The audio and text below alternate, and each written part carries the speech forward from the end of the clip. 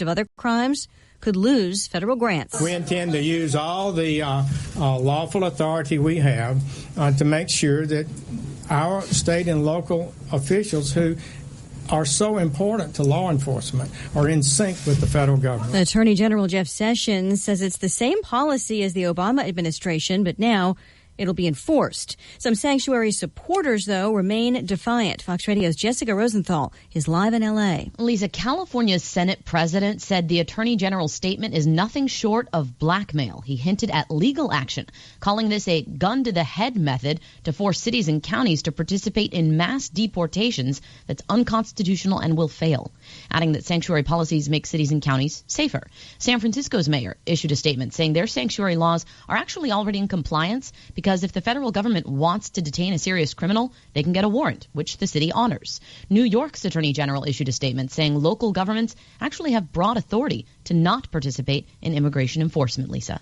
Thanks, Jessica. President Trump just signing 3 bills aimed at rolling back some Obama administration regulations in several departments, including education. One of the main goals to give more control back to the states. Parents, teachers, communities, and state leaders know the needs of their students better than anyone in Washington by far. The other departments involved include the Bureau of Land Management, and there's one bill involving federal contractors and labor laws. Wall Street wondering how the healthcare battle might affect tax cut plans, prompting an early sell-off, but the Dow's down 45 points at the closing bell, and the NASDAQ finishing higher. Fox News Radio, fair and balanced. If you want to work until you drop, reduce your standard of living in retirement, or lose more of your hard-earned money in the stock market, then just ignore me. But if you'd like to generate a steady, predictable income, I'm talking real wealth and financial security for as long as you live, then listen to this. A free report is now available that reveals the money-making secrets Wall Street and the banks don't want you to know. It reveals how you can get guaranteed growth, safety, and wealth-building power without risking your money in the Wall Street casino. To get your free special report, visit bankonyourself.com. That's bankonyourself.com. Men, if you're like me, you appreciate the feeling of a smooth, clean shave. But you're tired of paying $32 for new blades. Stop messing around with those generic razors and start shaving with Harry's for half the price. Harry's is so confident in the quality of their blades, they'll send you their most popular shave set, shaving cream, and post-shave balm for free when you cover shipping, a total value of $20. Just go to harrys.com now and enter code 0707 at checkout to redeem your shave set. That's harrys.com, code 0707. Top Senate Democrat Chuck Schumer says the head of the House Intelligence Committee should be removed. Congressman Devin Nunes, chairman of the committee, confirmed that he met with an unnamed source last week on White House grounds to view classified information. Fox Business Network's Adam Shapiro, that was the day before Nunes went public with information about possible surveillance of the president. He has rejected criticism that he can no longer be an impartial committee chairman. Meantime, the Russia probe expands to the president's son-in-law and senior advisor, Jared Kushner, who's offering to meet with the Senate Intelligence Committee about meetings he arranged with the Russian ambassador to the U.S. NFL owners approve a move for the Raiders from Oakland to Las Vegas. Commissioner Roger Goodell knows that's bittersweet. We're particularly disappointed for the fans of the Oakland Raiders in Oakland. That this is something that I know will be seen with a great deal of disappointment by them. We understand that. The Raiders will likely play for 2 or 3 more years in the Bay Area until a nearly $2 billion stadium is ready in Vegas. The vote today was 31-1. Only the Miami Dolphins opposed the move. Nearly 4 dozen dogs rescued from being on the menu in South Korea. Humane Society International, responsible for saving those dogs, said to be fed just enough to survive. All the dogs taken to shelters in New York, Maryland, and Pennsylvania on Sunday. An estimated 17,000 farms in South Korea still providing dog meat for a fading industry, but about 2 million dogs are still eaten in South Korea every year. Fox Radio's Paul Stevens. The rescued dogs were flown to New York City over the weekend. Recapping Wall Street, a mixed finish overall. The Dow down 45 points, the S&P lower by 2, the NASDAQ up about 11. Oil back under $48 a barrel. Lisa Brady, Fox News Radio. Oh, probably should not say that. No, what a nickname. What I guess a it nickname. is a true. How did that That is the nickname of Peekiner. It used to be. How did that go on for that many years? That's back in the day. That was the world we lived in. Why not? I'm sure Neil Tay said that a couple times in his life. Not trying to besmirch No. Just Neil about Tay. Peeking, in other words. That's exactly right. Here's your ESPN Radio 3-day forecast brought to you by Chief Bauer. Trust the experts at Chief Bauer Service Experts to keep you comfortable all year long, whether it's heating or cooling. Call the experts at 866-EXPERTS or visit them online at chiefbauer.com. Tonight, rain, a low of 43. Tomorrow, mostly sunny, high 62, low of 42. Wednesday, mostly sunny, high 62, a low of 46. I'll take it. Right now, overcast, 61 degrees in Champaign-Urbana.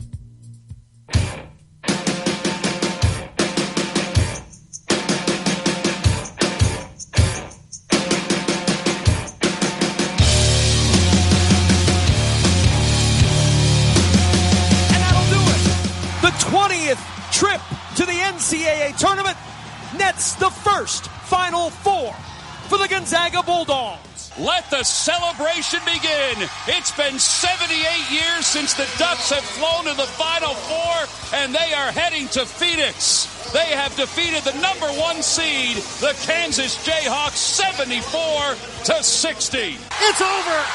South Carolina is going where they have never gone before. The Final Four. A magical run for the Gamecocks. They advance to Phoenix. Here comes Briscoe. Briscoe veering right. Hands off to Monk. Turns. Fires the three. Good! The game is tied. 7 seconds to go. Here comes Pinson down the center of the floor. Pinson penetrates. Hands to May. 18-footer. Good! With 0.3 of a second to go. North Carolina leads. The North Carolina Tar Heels, for the second straight season, are going back to the Final Four. That, kids, that's why you spend countless hours outside shooting jump shots. It doesn't matter if it's the last shot of a game to get you to the Final Four or just a regular first half. He caught that ball, did exactly what he's been taught his entire life, and nothing but net. Yeah, when May made that one, I had the kid in front of me, and I went, ooh, like when Monk made the shot? Yes. And then when May made the shot, I go, oh! And the kid started crying. But I'm sorry, Torrin, but that was what we were waiting for. I mean, this weekend had a couple moments, but we've had a lot of blowouts in this NCAA tournament. So when we had that little cool series there, that was unbelievable. That's why we love March Madness. Highlights courtesy of Westwood One there. It is the Tay and J Show. Lon Tay, Jeremy Warner. Did you see the video of the sports bar of Kentucky? Yes. When the kid in front was just jumping up and down and up and down, and then all of a sudden here they come and boom, they hit the shot, and it's just everybody's like, nah. It reminded me of the Cliff Alexander decision. Right. And all the videos we saw after that. I forgot about that. Now, it was certainly a fun weekend, and how about South Carolina? How about Frank Martin just winning every press conference, number one? Yeah. And then South Carolina, that's a fun team. And you do have like a local interest now with Brad Underwood, who kind of comes from the Frank Martin tree. You know, he coached under Martin at Kansas State and South Carolina. Jeremy. So there's things you can kind of take away as like that kind of defense is what he wants to do. Right. Offensively, they do some different things, but that kind of style of defense, which is why South Carolina is where they are, that is kind of what you can take away is he comes from that tree. Yes, he does. And what can we take away from that? But they're just a fun team. They haven't won an NCAA tournament game in 40-something years. Unbelievable. And then they finally go on a run and they get all the way to the Final Four. We could have an all Carolina no doubt championship game here, but the storylines are great. I mean, Oregon after the Boucher injury, everyone's like, oh, they're done. Oh, they have Dylan Brooks and Tyler Dorsey. Wow. And then this Bell kid's going off. Yeah, right. So this is their first Final Four in 70-something years, since the 30s.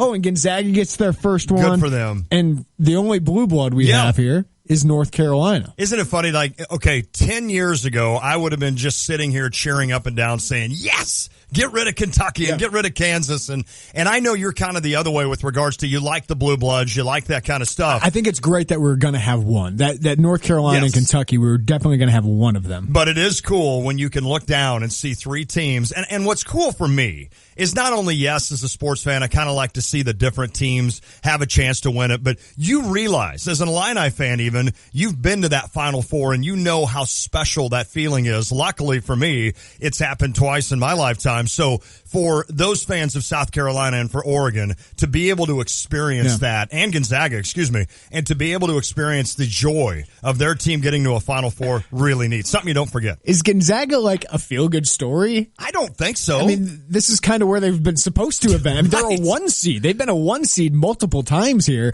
and they finally get here. But, Lon, do you think this just solidifies Mark Few and Gonzaga? Yes. I mean, are we finally done with them being a cute story? I think so. Now that they've finally gotten here? I think it had to do this. They had to get to this point because there were too many they're misses. Power. Yeah, they are. Think of the players who have come through there. I know they're not maybe NBA stars, but Turiev was great. Sacre was great. Elias Harris, we saw him 4 years in a row. He was so good. And he was ridiculous. And who's the kid now whose dad played in the NBA, who's now in the NBA? He played with Gonzaga a couple of years ago, right? The big man inside.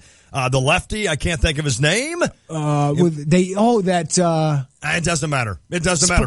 Olynyk? Yeah. Is that no? Kelly Olynyk played at Gonzaga. Okay, right? maybe it was Kelly. Maybe I'm thinking of a guy on a different team. But yeah, I mean they've definitely they had Stockton's kid there. That's true. But they've definitely had their run of really good guys. And again, this goes back to Sabonis. That's what it is. Sabonis. It goes back to the West Kevin Coast. Pangos. Yeah. Adam Morrison, of course. Oh, I forgot about him. Dan Dickow, Jeremy Pargo.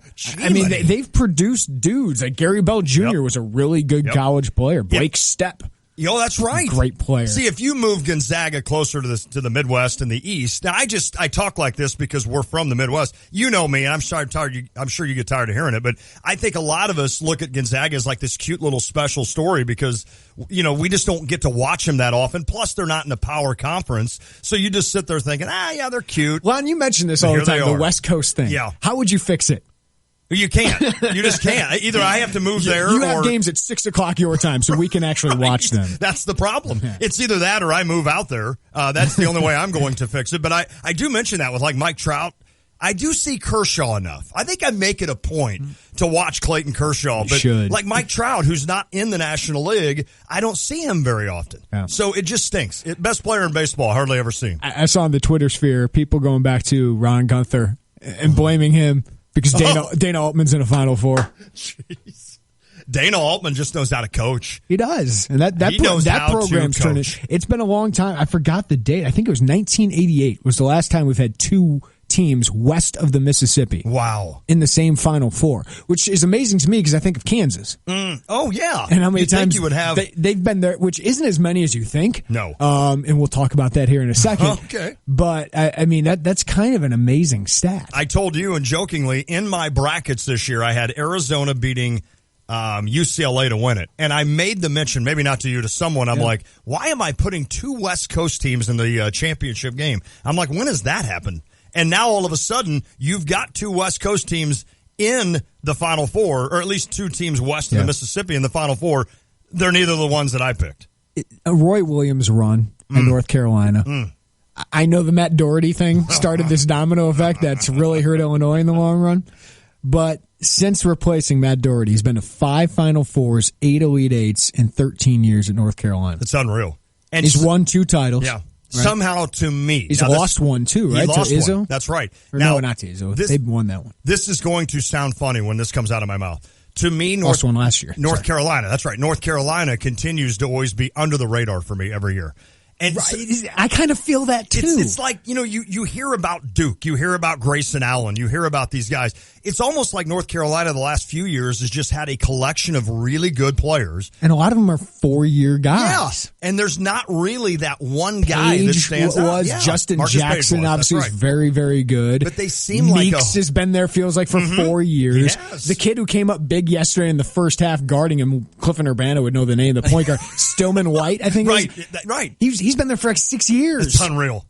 Honestly, he's been there 6 years, was a starter for a while back. I mean, Roy Williams has just done a good job of collecting talent, and it seems like these North Carolina teams of late have just kind of slid under the radar until they get to the tournament, and then I learn much more about them by watching them. But it seems like you always hear about Duke, you hear about the splash this year at UCLA, you always know the Kansas guys. He doesn't have as many because we don't recruit against them. He doesn't have as many one and gone. Yeah, I agree. I agree with you. So it is interesting, but boy, they're good, and they're going to be tough to beat, obviously. But it would be kind of cool in a way to see a Carolina championship. That place would go nuts. Who are you rooting for? I think I'm rooting for that. And here's why. Who are you rooting for? Which team are you rooting for? I think South Carolina. I just put that in our poll question at Tay and J Show on Twitter. Who are you rooting for in the Final Four? I think it's South Carolina because and you could easily Oregon. That's great. Dana Altman's a good dude. I just really have no passion for Oregon. Gonzaga would be a cool story because they've been there a lot. Not to the South championship. Carolina's the likable team. South Carolina's the likable team. I like the way they play. Plus, get this. How about this? If they won the national title by beating Duke and then beating Carolina in the championship, That's right. I mean, not only do you win a national title, which at that point you could care less who you beat to get there, but you would look back at that one for the rest of your life and say, hey, we beat Duke and Carolina to win it. Is there, you would know this better than I know you were young, but when Jim Valvano and NC State, there's kind of that kind of feel to it because that was a 7 or 8 seed. Yeah, that was exactly right. And it was a solid program. They were kind of up and coming, and they just have this unbelievable run. They just had a magical run. And they beat some powerhouses on the way. Georgetown being the last one. And that's exactly what South Carolina's doing right now. And it's one of those teams that I'm sure for a while it's like, oh wow, Carolina's in the Sweet 16. They ruined my bracket. Then it's like, oh, they're in the Elite 8. They're not a bad team. Guess what? They're in the Final Four now, and they're winning these games by 7, 8, 10 points. This is a good team playing hot right now. We got a busy show for you today. We'll talk some more NCAA tournament and some Illinois basketball with Sean Harrington, ESPN college basketball analyst at 5:25. We'll end the show with Crosstalk with the 200 level, Steve Breitweiser and Michael Carpenter. At the top of the 4 o'clock hour, Nancy Fahey, Illini women's coach, going to join us in studio. We'll talk about her transition from D3 to D1. I'm sure she's sick of hearing about it. Oh, I even thought of that today. I'm like, I'm not bringing that up. Coach, did you know you're making a big jump? I'm going to let you bring that up. Did you know? I don't know if you knew. Yeah, so Just we'll ask her about FYI. that. But we'll talk about her program. I believe she met with the players today. Okay, so her first meeting with the players after they're done with spring break. But Lon, you got a good get. I did. To start next segment. I saw yesterday, I didn't get a chance to watch it, but I saw yesterday the D.A. Points, of course, former Illinois golfer from Pekin, Illinois. He won the Puerto Rico Open. So this is a guy that was on the tour a while. He'd won 2 tournaments, of course, including Pebble Beach with Bill Murray a few years ago, and then really kind of hit the dumps with his golf game and lost his card. But he fought back, earned it back, and then won this tournament over the weekend, which gets him a 2-year exemption on the PGA Tour. So I used a few connections at Pekin Insurance, which is a natural fit. You had dinner with him. Right? I did have dinner with him. I'm going to ask him if he remembers. Okay. No, that'd be good. 'Cause I got another story about him, too. Okay. But it is funny because it's one of those situations that I should probably have DA's cell phone, right? I mean, I had dinner with him. I should have his cell phone. But no, it was great. I worked through a buddy of mine at Pekin, and he gave me his agent. We're going to have him on at 3:30. I can't wait. I'm looking forward to that. He's flying. In fact, he flew to Houston for the Shell Open. Yeah, that's a big tournament. He won that tournament. That was one of his other victories. So he had to get there early to do a few things. So he's on cloud 9 right now. It always amazes me every year. It shouldn't, even 14 years later, that Illini fans revel in Bill Self losing. And I struggle. I understand. He's been only 2 Final Fours. Only 2. Boy, poor guy. In 17 years. I'd fire him. I'd get rid of him. Since being a Power 5 head coach, right? Let me ask you this real quick before you expand. Do you think people hate him or do they hate Kansas? Like, for instance, I think it's more Self. Is it Self? Okay. For me, it's Kansas. I could care less. Why do you hate Kansas more than North Carolina? Oh, I don't. I dislike Carolina. I think most people enjoy Kansas losing because of Self. Okay, no, that's fair. More than even North Carolina sometimes. I like all the blue bloods. But here's my thing. In 13 years, Bill Self has been to 7 Elite Eights. Do you know how many Kansas has been to since 1975? 14. Oh, wow. So he's made half of them. Holy smoke. Wow. Right? He's been to 2 Final Fours and won 1 title. How many titles do you think Kansas has won since 1953? I'll say 2. 2. Okay. I feel like people, because he's at Kansas, he's got every advantage going for him at Kansas. He should be at Final Four every year. Like he's underachieving. Do we realize how hard it is to make Final Fours and to win championships? Especially to win championships. It is ridiculously hard. It really is. So people saying he's underachieving, well, he gets a 1 seed every year. Well, you know what most 1 seeds do? They lose. Right. And most of them lose before the Final Four. That is correct. So I understand he's had some bad beats and had a lot of bad beats in the Elite Eight. And maybe he's not Coach K. Yeah. Maybe he's not Izzo. Maybe he's not even Calipari, but he's an elite coach. Yes, he is. So if you want to make yourself feel better by saying Self isn't all that great, there's probably some better in-game coaches. Yeah. But what he's done at Kansas is unbelievable. It really is. Like, for me, for people saying he's not a success story there, I don't know where you're coming from. Yeah, I haven't seen that. And if people are putting that out there. Yeah, the Twitter exchanges. That's unbelievable. That's unbelievable. And I know. I just can't see that as an underachievement, even at Kansas, when you put this into historical context. And then people are talking about with Calipari. He's been to 6 Elite Eights in 8 years at Kentucky, 4 Final Fours, 1 runner-up, and 1 title. Like, how is that underachieving? It's not underachieving. And Cal's even more impressive. I mean, I'd take Cal over Self. Yes. Because every year, like, Self... It's a new team. ...doesn't recruit as well as Cal. No. Not even close to it. Like, Self does recruit well, but there was only really 1 5-star that makes an impact there. Like, he only gets maybe 1 or 2 every couple of years. He has 1 or... Yep. Cal gets like 5 every year. It's unreal. And he rebuilds it and somehow gets them to Elite Eight almost every year. I think what people would understand with Cal is if these kids stayed, he would have multiple national titles. Let's be honest. No, but it is his system, right? He could not do that. That's fair. And maybe have a better chance. That is fair. But the fact that he does coach these guys up, get them to all buy into the team system. I think both these guys, to do what they're doing, is great coaching. Yes. What do you think in one single game, Izzo would be better than Self, whatever you want to do, but part of college coaching is recruiting, and then getting them to play this well. Like, look at what happened at LSU. With Ben Simmons, an unbelievable talent. Washington the last couple of years. Absolutely. There's a lot of coaches who get one-and-done talent who can't win with We saw NC State this year. They had a one-and-done, didn't even make the tournament. So, no, I get it, and I understand. And I understand a little bit the argument of Cal. I mean, I don't agree with it, but I understand where people are coming from saying, well, hold on a second. Every year you got 3 of the top 10 guys are your NBA draft picks. And you look at like the UConn women had the top 3 draft picks in the WNBA draft, and now they're going to win another national title with Gino. But the gap there is ridiculously horrific. It's hard. It's hard in college basketball. And for Cal to reshape a team every year, win. I think they do. I think they do. Like, I hate saying this, but how many Elite Eights do you think Illinois has been to? I want to say, is this modern era? Just how many Elite Eights? I'll say, let's see, 4. That's correct. Is it 4? Okay. Think about that. And they've had some really, really good teams. 4 since 1970. Since 70, yeah. I mean, I'm not going back with kids and stuff. I mean, 42, 49, 51, 52, 63. But modern era. Yes. They've been to 4. It's since hard. 1964. Well, look at the 3 teams: Gonzaga, Carolina, and Oregon. Illinois is a very, very good program. Yes, it is. So when people sit there and go, Bill Self 7 Elite Eights, 2 Final Fours, and a title, that's more than Illinois ever had. Yeah, that's absurd. By themselves in their entire program. And every great coach has been knocked out early of a tournament. So sorry, I got to defend Bill Self's honor. I never thought I'd be like that. That is funny. I just think people forget how hard it is to win. I think for me, there's a couple reasons why, and it's not Bill Self. I like Bill Self. I loved covering Bill Self. I think he's a great coach and a wonderful guy. It's just Kansas in general, and it's because, A, it's a blue blood, and I always go against him, and number 2, I was unfortunately in Wisconsin when Kansas beat us, and I had to hear that Kansas crowd. If you really want to hate a fan base, I don't care if it's NFL, baseball, whatever, go to either a game in person where that crowd is there. You come out of there going, oh, I can't stand this. I can't. And even though, like, we as Illinois fans are the same way, we do nothing different than they are. Right. It's just Except I'm an Illini fan. More. Exactly. So I hear these Kansas fans, and I'm like, rock chalk this.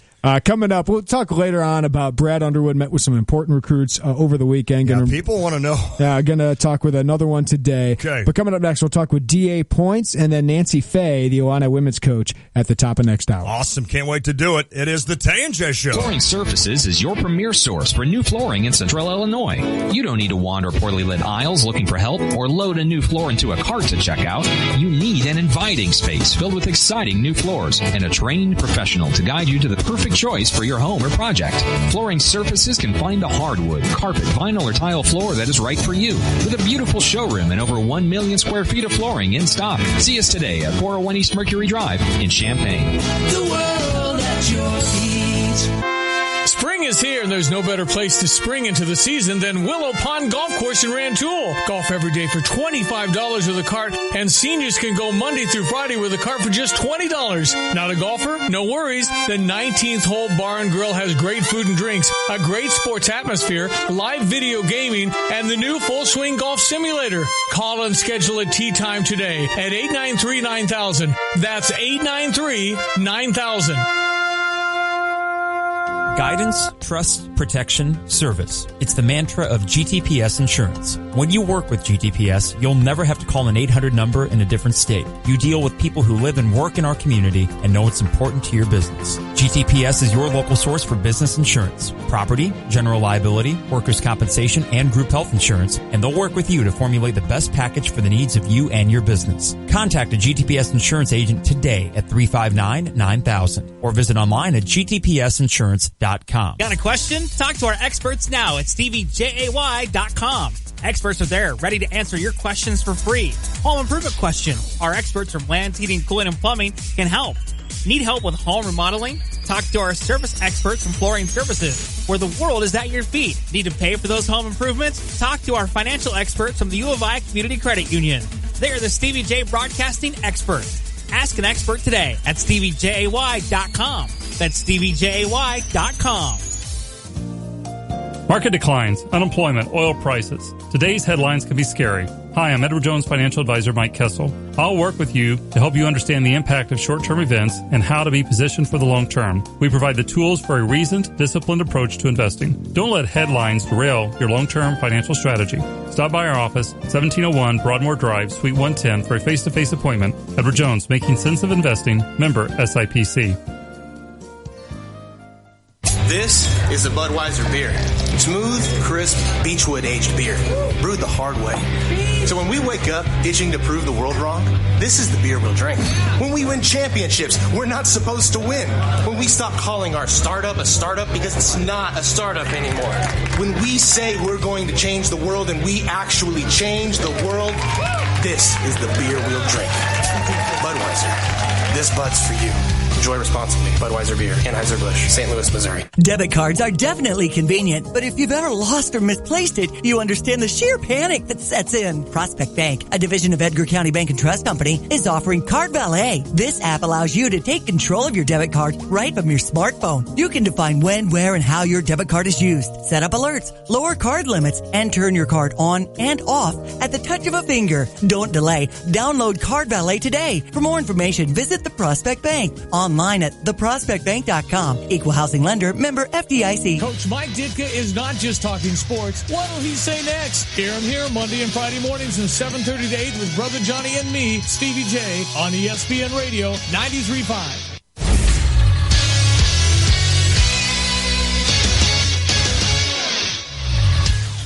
3:27 from the Sports Center Update Studio. I'm James Woodard with your Sports Center Update, brought to you by the Mettler Center. If you're looking to take your fitness to the next level, schedule a free 30-minute consultation at mettlercenter.com. Illinois basketball continuing to make headlines. Head men's basketball coach Brett Underwood met with recruits Tillman and potential recruit Mark Smith. He's scheduled to meet with DeMonte later today, trying to hold that recruiting class in place. Illinois women's basketball hired their head coach, Nancy Fahey. Coach Fahey will be in studio just after 4 p.m., so make sure you stay tuned for that. You can also see that on the YouTube channel, the YouTube or YouTube. Don't go to YouTube. I don't know what YouTube is. YouTube, however, the Tay and J Show channel. You can see her live in studio. Indiana basketball made their coaching hire. They hired Dayton's head coach, Archie Miller. Miller is going to be making just over $3 million per year. That's over a 7-year deal. In the NFL, Oakland Raiders have officially been approved to move to Sin City. Just Sin, baby. That's a 31-1 vote by the owners. Miami Dolphins, the only dissenting team. Raiders are expected to play in Oakland for the next 2 years, however. That's according to ESPN's Adam Schefter. In hockey, Blackhawks back in action. They're in Tampa looking to come back after a 7-0 loss to the Florida Panthers. Scott Darling looking to get the start tonight. Chicago still holds the top spot in the West by almost 21 points more than the Blues. Okay, Blues are on tonight. 7 points. The Blues hold their last wild card spot, 86 points. And in baseball, White Sox, Carlos Rodon looking for a second opinion. Charlie Tilson will miss games well into May. I'm James Woodard with your Sports Center update.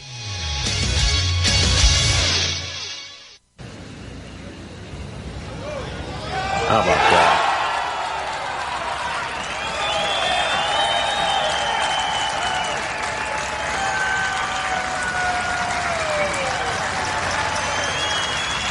That's finishing with some style right there.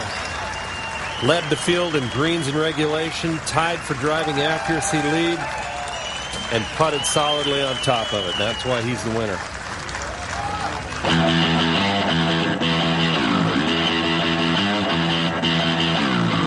We heard a pronoun there. He being D.A. Points, gets it done.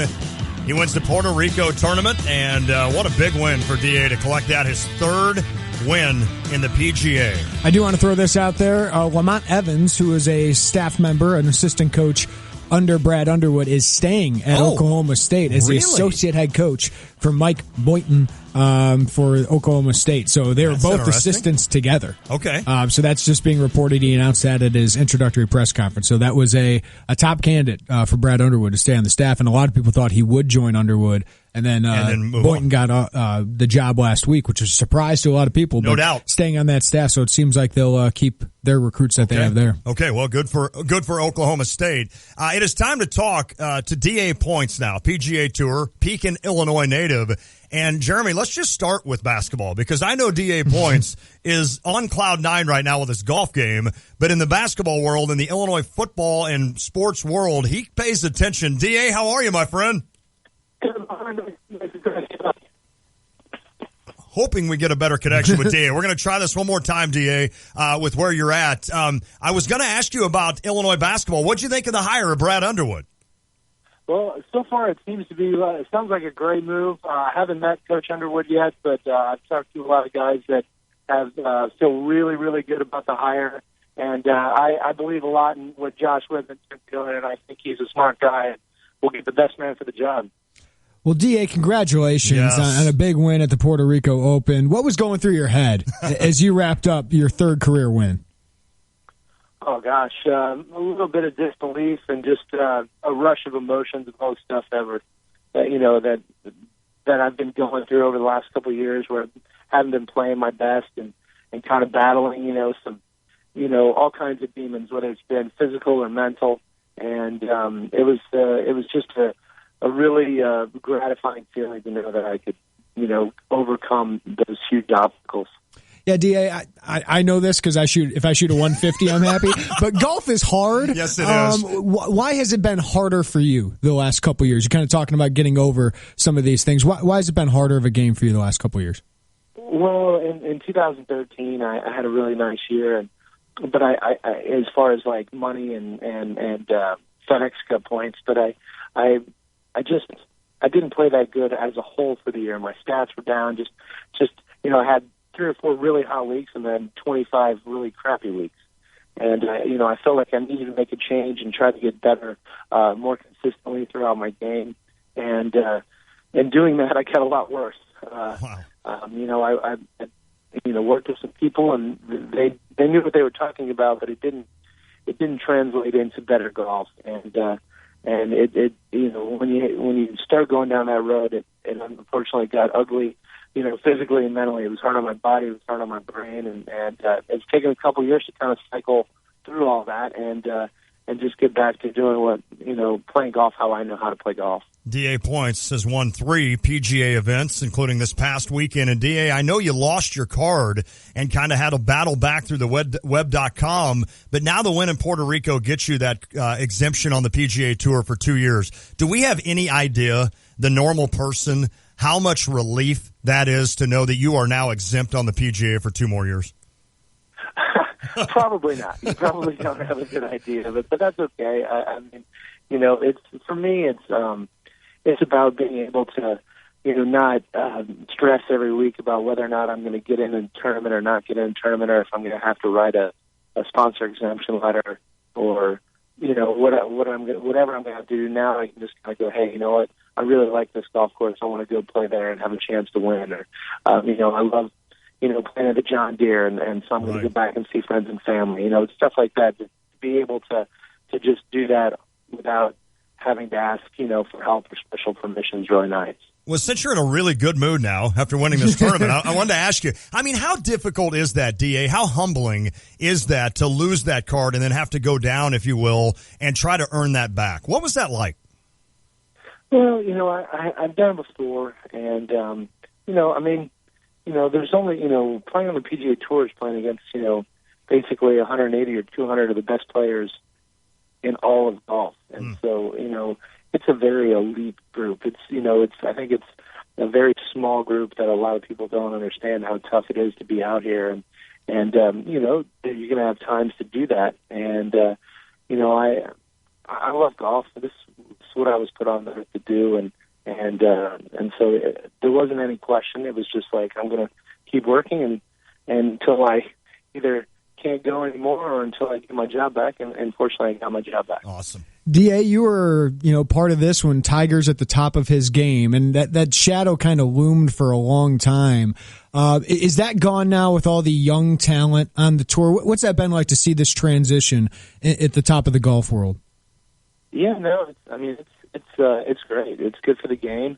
We all wish Tiger a speedy recovery and to come back because, no one moves the needle like Tiger does. But really, there's a lot of really great young players. And obviously Dustin's putting on a pretty, just dominating performance so far this last few months. And, I think golf's in a good spot. A lot of the guys that are up at the top are all people. A lot of people really like to be around them, and they're nice young guys.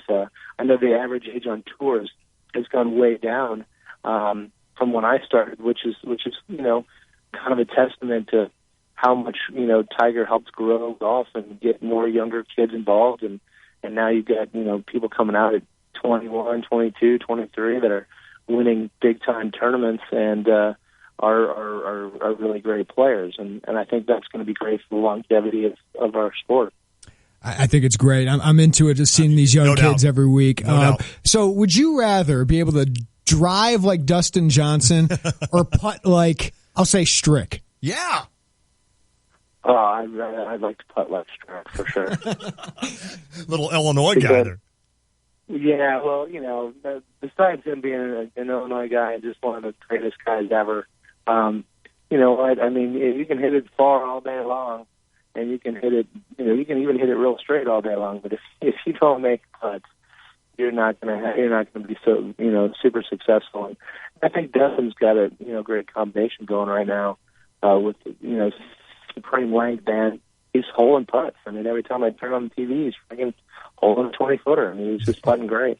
So excited to have DA Points on, PGA golfer and also the winner of this last weekend's tournament. Now he's in Houston because that's another tournament you had won in the past. We brought up Illinois, DA. Of course, you played here with the Illini. Mike Small, we've been able to talk to so many people about Mike Small and what he does. I joke with Jeremy that he's on the hot seat. Yeah. That until he wins that title, for me, he's just on the hot seat, even though he's unbelievable. What is it? Can we describe? It's kind of like me asking you the dumb question about, can we imagine what it's like to get that 2-year exemption? Can we understand how incredible the job Mike Small has done here at Illinois?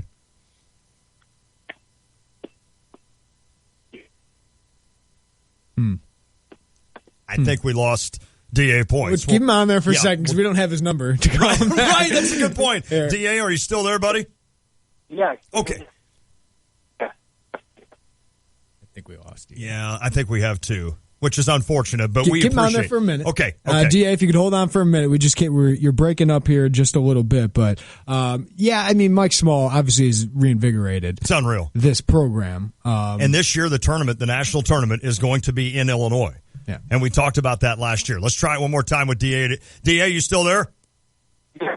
Okay. So we're having some problems here with the cell reception. So I'll ask you again about Mike Small. I mean, just what he's been able to accomplish here at Illinois.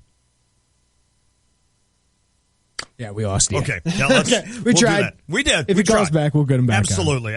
We'll see if he calls back. I wanted to ask him if he remembered your dinner. Maybe that's the good Lord saying. If he calls back in, that's the one question. Yeah, just one question for you and we're done. I'd rather ask him about that than Bill Murray. Isn't it cool for a guy? Now, I'm anxious to see. Can I tell you the one DA point story while we wait to see if he calls back? Yeah. So it was last year it was in my place, Galena. It was 2 years ago in Galena. Favorite place in the world. Favorite place in the world. I want to move there more one than day. Florida? Well, no. Galena's number 2 in the world behind Florida in general. So what they do is because Pekin Insurance is a big sponsor of DA Points, he doesn't have to, but it's part of his contract. He comes back and takes part with some of the agents in a tournament. So he did that, and what they did, Jeremy, is they set him up on one of the holes. So he was on like hole 12, and it's a par 4, a little bit of a dogleg right. So we get up to the hole, the 4 of us in our group, and DA, we get a chance to meet DA and of course take a picture with him. And he's like, "Here's what I'm going to do. There, you see a tree down on the left, and this is 300 yards down the fairway." He's like, "I'm going to put you about 30 yards to the right of that, and you should be about 130 to the green, good shape for a birdie." We're like, "All right." So he gets up, smokes one right at the tree. We're like, unbelievable. We pull up, and we're all laughing. Now, we had been drinking a little bit, so that probably caused more of the laughter. But I looked at that thing, and I'm like, I'm walking it off. So we walk off that ball, and he was 28 yards from the tree, and we were 134 from the green. Wow. Now, he told us 30 and 130. So later that night, we get in there for dinner. We eat. Everybody eats and everything. He's getting ready to go, and he's kind of shaking everybody's hand. And I'm like, and he doesn't remember this, I can guarantee you. But I'm like, DA, I said, you told us 30 away or 130 out and 30 yards from the tree. I said, we were actually 28 and 134. I'm like, so we parred. And he goes, "You know what? I can only do so much for you, bud." It was the funniest thing. It's amazing how accurate those guys are. Them hitting a ball. It's like we take it for granted how easy Steph Curry makes it look. Yeah. No, that's true. Right? How Major League... Aaron Rodgers just makes it look so easy. Yes. Or, like a Major League pitcher, like Kershaw can control that curveball to go exactly where he wants. It's ridiculous. He can hit the glove almost every time he wants where they're setting it up. So it's amazing, and to be able to be that close to a guy, a PGA golfer, while he hits a drive like that, you just marvel at it. It's a different sound. The ball travels in a different trajectory. Everything about it is so impressive, and you just sit there going, "Hey, DA, just step back and watch me slice this one into the trees over here." Mike just texted in, DA still has the blue course record of 62. Does he really? Wouldn't surprise me. Thanks, Mike. Yeah. That's awesome. 62. Well, that was fun. We apologize that we had some issues there with the cell service. Stinking Houston, 4th biggest city in the country. You think you'd have some decent cell service? I think most people would say that putting over the drive. The driving is fun. Yep. But the putting is way more important. I mean, I don't think there's any doubt. You could drive at 150 yards every time and be a pretty good. Look at Dustin Johnson for years, right? Yeah. For years, he was out driving everyone, but he wasn't being able to win tournaments until he got a short game right. And most of that short game is putting, but he's also become a really good around the greens. Can he become the dominant guy? I think so. I think he's built just like it. If you had to put money on who wins the most majors over the next 5 years, would it be Johnson, Spieth, Day, McIlroy? I am still going. Am I missing Spieth. anybody? No, that's in that realm. You got it. I'm going Spieth on that. Consistency. Yeah, he is one. I think he's the best putter of those 4, and he's consistent. You realize he's blown 2 Masters. He's blown 2 Masters, right? And so, I mean, he'll be the favorite to win down in Augusta. I think Spieth is he's the guy. 6th in the world behind Stenson, Hideki Matsuyama, Jason Day, McIlroy, Johnson. Unbelievable. But I would say Spieth. I mean, that's a great question, though. That's a fair question. Jason Day, I mean, he had his deal, a couple of years ago. He's unbelievable. And now Dustin Johnson's starting to do what he does. Who's next then? I'll still take Spieth. Would you go McIlroy or Johnson? I'd go Johnson.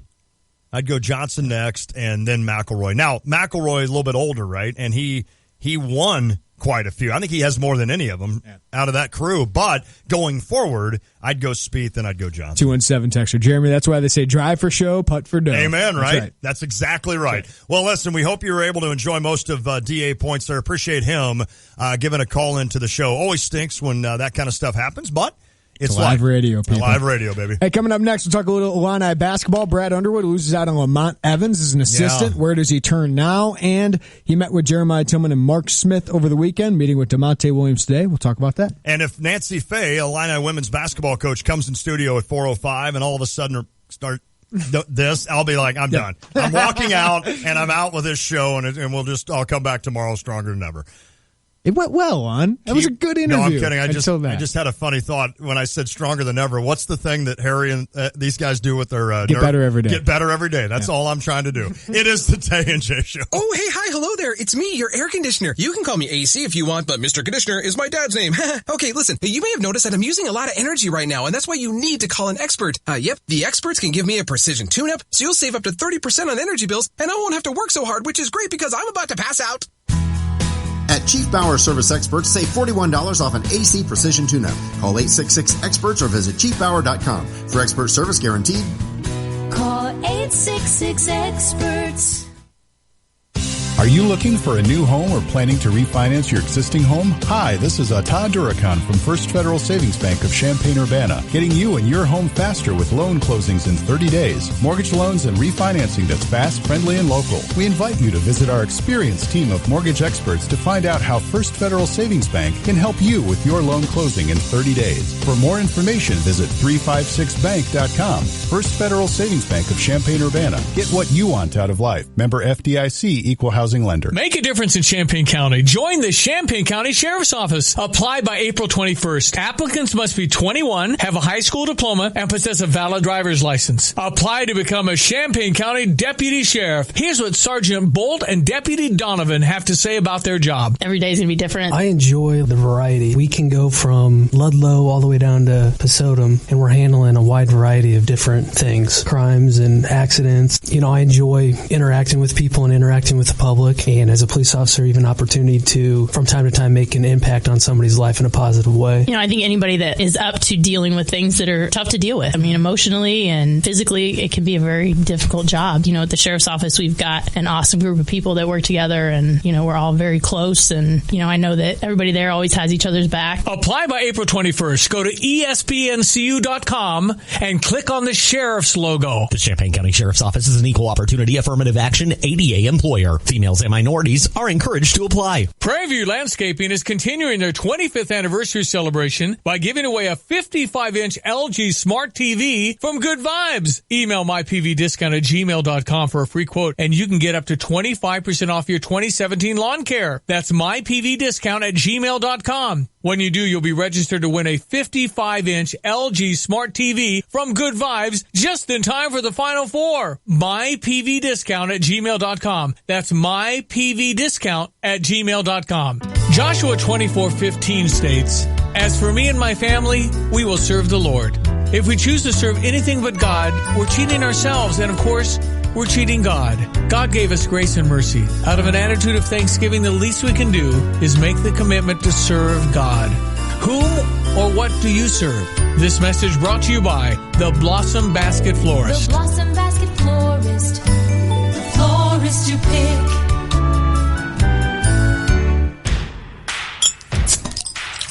That's the sound you'll hear right before you try the newest seasonal from Sam Adams, Fresh as Hellas.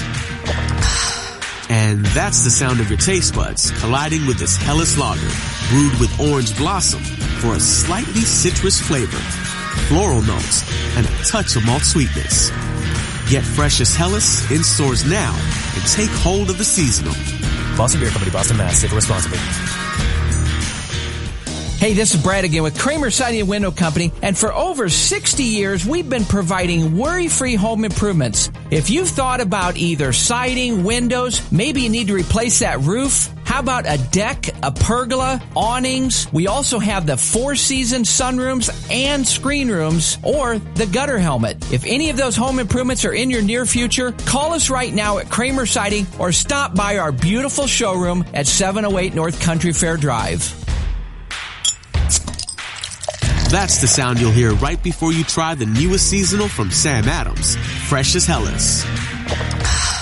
And that's the sound of your taste buds colliding with this Hellas lager, brewed with orange blossom for a slightly citrus flavor, floral notes, and a touch of malt sweetness.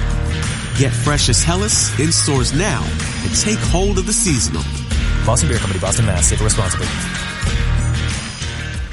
When you're heading home, Tay and J are on your way talking sports. Weekday afternoons, 3 to 6, here on ESPN Radio 93.5. Hey, Prairie View Landscaping continuing their 25th anniversary celebration by giving away a 55-inch LG Smart TV from Good Vibes. Email mypvdiscount@gmail.com for a free quote, and you get up to 25% off your 2017 lawn care. That's mypvdiscount@gmail.com. When you do, you'll be registered to win a 55-inch LG Smart TV from Good Vibes just in time for the Final Four. Prairie View Landscaping offering up to 25% off your 2017 lawn care and a 55-inch LG Smart TV from Good Vibes. mypvdiscount@gmail.com. That's mypvdiscount@gmail.com. When you're from Pekin, Illinois, you're from the salt of the earth, right? And you're just one of those guys that's just an unbelievably nice dude. D.A. Points did not have to call our show back, but he's done that. Nice. Joining us again on the Jupiters of the Crossing phone line, D.A. Points. D.A., thank you. Ron, hey, guys, I'm sorry for not being able to have good reception. I was actually, when we were talking, and this is, I'm not lying, I was in the middle of getting punished by my physical therapist here in Houston. He had his elbow about 3 feet into my hamstring, and I was in a little cubby hole in the locker room trying to get work done, and I didn't have good reception, and so I wanted to try to call back to apologize and hopefully finish the rest of our chat. Yeah, how? Thank you so much. What's the worst thing when you're getting massaged like that? Like, where's it hurt worse? You know what? For me, my quads and what we call our IT bands up and down the sides, like from your hip to your knee. There's a band that runs along the outside of your quad that he makes me scream when he's pounding on those. But you know what? It's just all of our walking and all of our swinging a golf club in the same direction, hundreds of times a day for, I'm 40 now, so I've been doing it a long time. But you know what? I've been feeling good. I had some back problems earlier in the year, and this guy that I've been working with has really got me kind of sorted out right now. D.A., Lon always brings up that he had dinner with you. Yeah. At some Pekin event. Yeah. Oh, so you actually remember this? I was hoping you wouldn't remember this. No, Lon and I are boys. Oh, I need. I will send that check, D.A., tomorrow. It is. So, what do you remember about the dinner with Lon Tay? Don't go that far. I mean, we watched them. We most recently watched them. Major League Baseball. We watched the World Series. That's right. And with my good friends at Pekin Insurance and down in Florida, and it was a great time. And I always look forward to whenever I bump into Lon, and all the Illini guys. I mean, all the guys on the current team and past teams. We all love talking to you guys. Well, we love. Well, D.A., that was very nice of you. It disappoints me that you remember him. Right. I'm not gonna lie. Well, how would you forget me talking on? That's true. He's probably like, okay, do not ever put me close to that guy again that talks all the time. D.A., I did want to ask you about Illinois because there are so many guys now playing with you. Yes. Mike Small continues to produce these pros. What do you think that does for him on the recruiting trail, and how much is this, kind of enthused you guys as alumni? Well, it does a lot.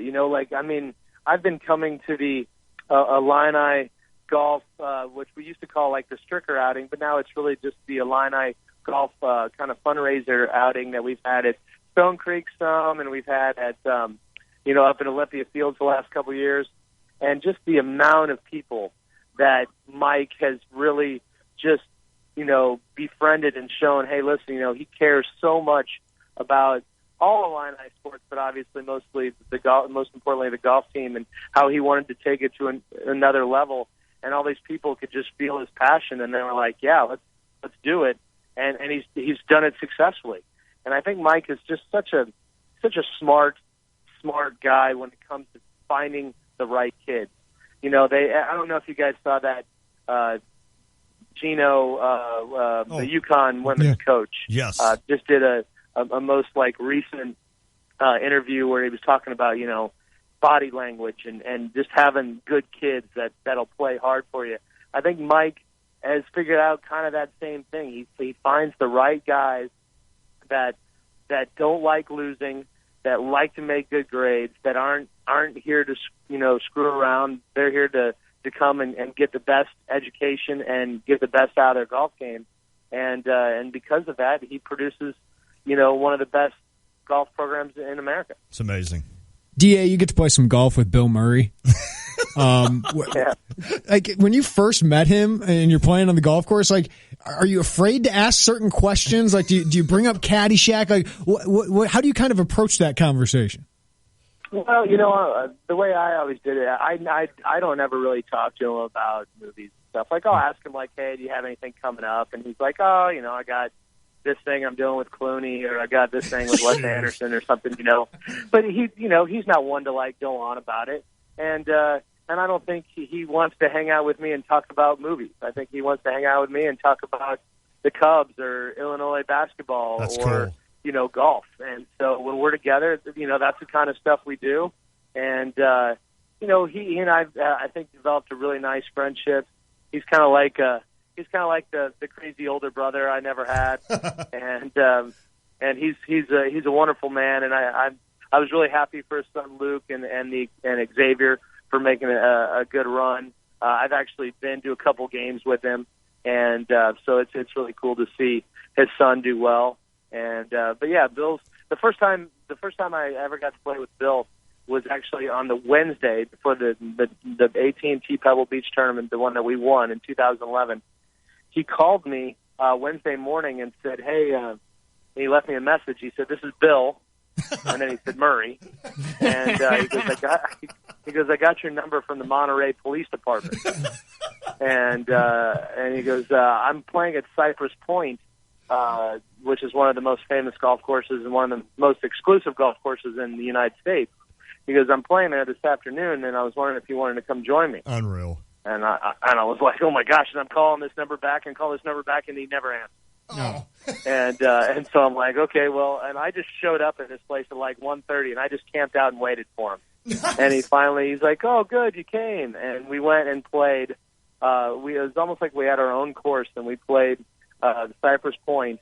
The night before the AT&T Pebble Beach, we played right into the sunset, and it was an amazing day. And then we went on to win the tournament. And what a win that was for you watching that. Is Bill a pretty good golfer? Yeah. What's the scouting report of his game? Yeah, no, he's solid. He's got amazingly soft touch, like his hands around the green, and he's got terrific tempo. It's kind of a long, lazy, a little bit loose swing. Yep. But when he catches one, he can pound it. And he's like, I think he's around 65 years old now, and he can still move it out there 250. And he, when he's feeling good, he can really move it. And also, like, just his bunker game, everybody that plays with him is like, man, his short game is just so pure. And it's really cool to watch.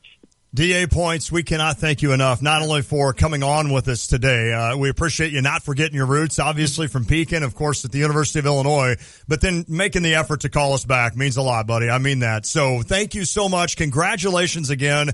I was excited to hear the news. Not as excited as you, I'm sure, but exciting news for you. 2 more years to watch DA Points on the tour. Can't thank you enough, my friend. Thank you so much. Thanks, guys. Thanks. I appreciate it. Sorry about the phone mishap. No worries, buddy. Good luck this weekend as well. DA Points, PGA golfer. He just won down in Puerto Rico. Now a chance to play at the, I think it's, what is it, the Shell Open? Yeah, Shell Houston Open. Shell Houston Open. Disappointed he remembered you. Kind of a big deal, on. Yeah? DA Points knows you. The problem is I'm memorable, and it's not always a good That's thing. True. That is not. I think, in fact, probably leading into events like that, Joel Jackson, who you've met, Joel probably goes ahead and explains. Hey, there are Tay about guy. 4 guys here that you're going to remember, unfortunately, and Lon's one of them. Yeah. We'll see if and you I can. never disappoint. We'll see if you can leave a memorable imprint on Coach Nancy Fahey. Yes! She's joining us in studio next. She's here.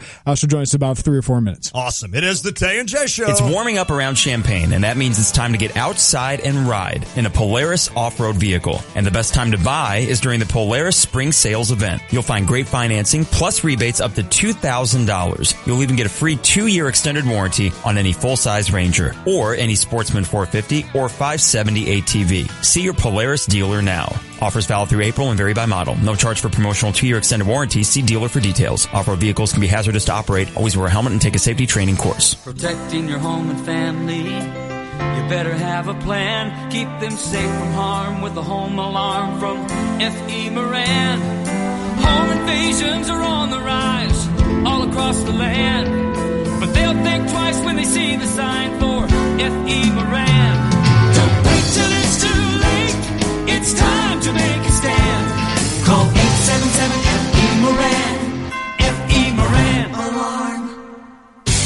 This is Chris Raby inviting you to follow the Redbirds this offseason on the Cardinals Countdown to Opening Day show presented by Amaranth. Join me along with Mike Claiborne for the latest news on the 2017 Cardinals.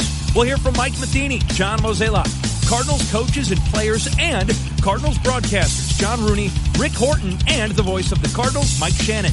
Catch all the Cardinals action right here on the Cardinals Countdown to Opening Day show, presented by Amarin on the Cardinals Radio Network. If you owe back taxes, there's a lot you need to know, starting with rule number 1. Don't mess with the IRS. They are cracking down this year by sending out heart-stopping letters actively garnishing paychecks, levying bank accounts, and putting liens on homes and businesses. That's all true. But it's also true there's a way out. It's called the Fresh Start Initiative, an important government program for tax debt assistance. It's one of the biggest breaks the IRS has ever offered, so now's the time. You could qualify for a tax settlement that saves you thousands, even tens of thousands. Nobody knows this program like the award-winning experts at Optima Tax Relief. They have an A+ rating with the Better Business Bureau and will work to get you the best deal possible. Don't mess with the IRS. For tax help you need, for tax help you can trust, call Optima for a free consultation. Call 800-559-8226. 800-559-8226. 800-559-8226. Optima Tax Relief. Some restrictions apply. For complete details, please visit OptimaTaxRelief.com. Napa know-how. A Napa guy knows that by the foot, there's no better ride than an old station wagon. Room for 6 people facing forward, 2 people facing backward, and a whole lot of luggage, lumber, and bicycles haphazardly strapped to the roof. If you can parallel park that beast, you can park anything. And with some quality parts and a little Napa know-how, you can keep your land ship running longer, stronger. It's not obsolete. It's a rare treasure. That's Napa know-how. Napa know-how. Live from the Habib BPC studios, this is WSJK Tuscola, Champaign-Urbana, your home for the St. Louis Cardinals.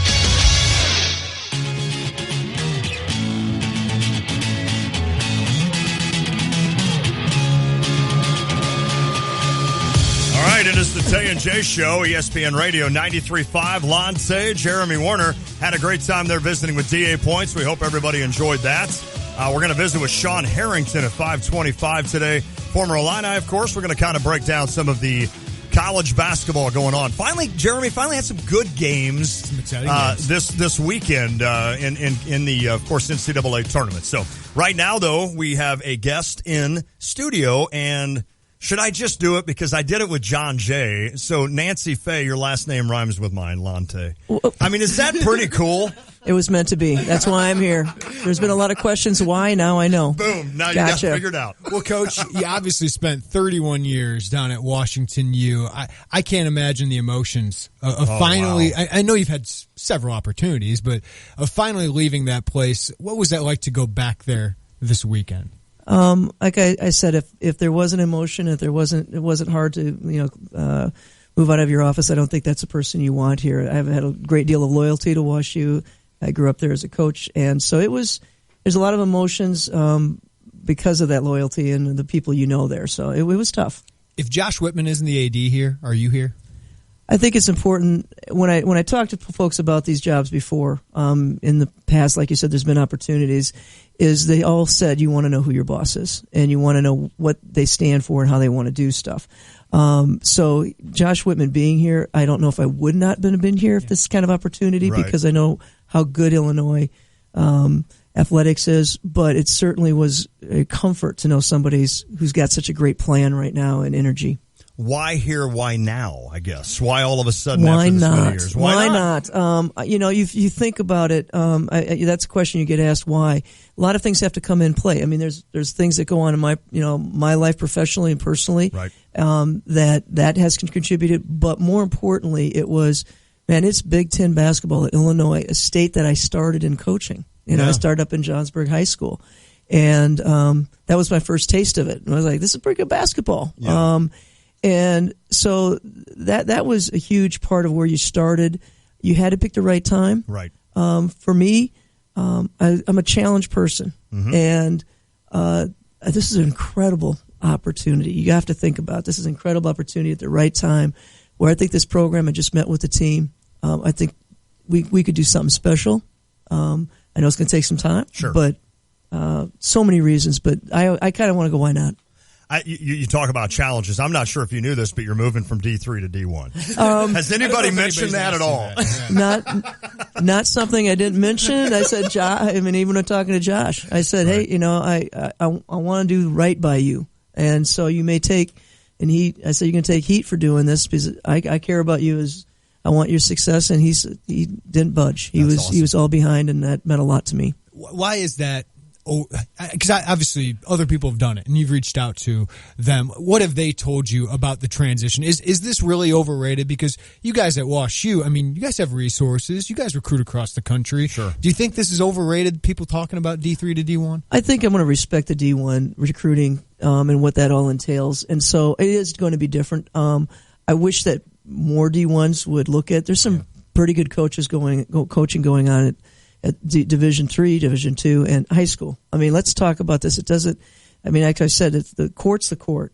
But not to not recognize. Just double negative myself there. To not recognize that you have to educate yourself of Division I recruiting, I think would be a mistake on my part. Yeah.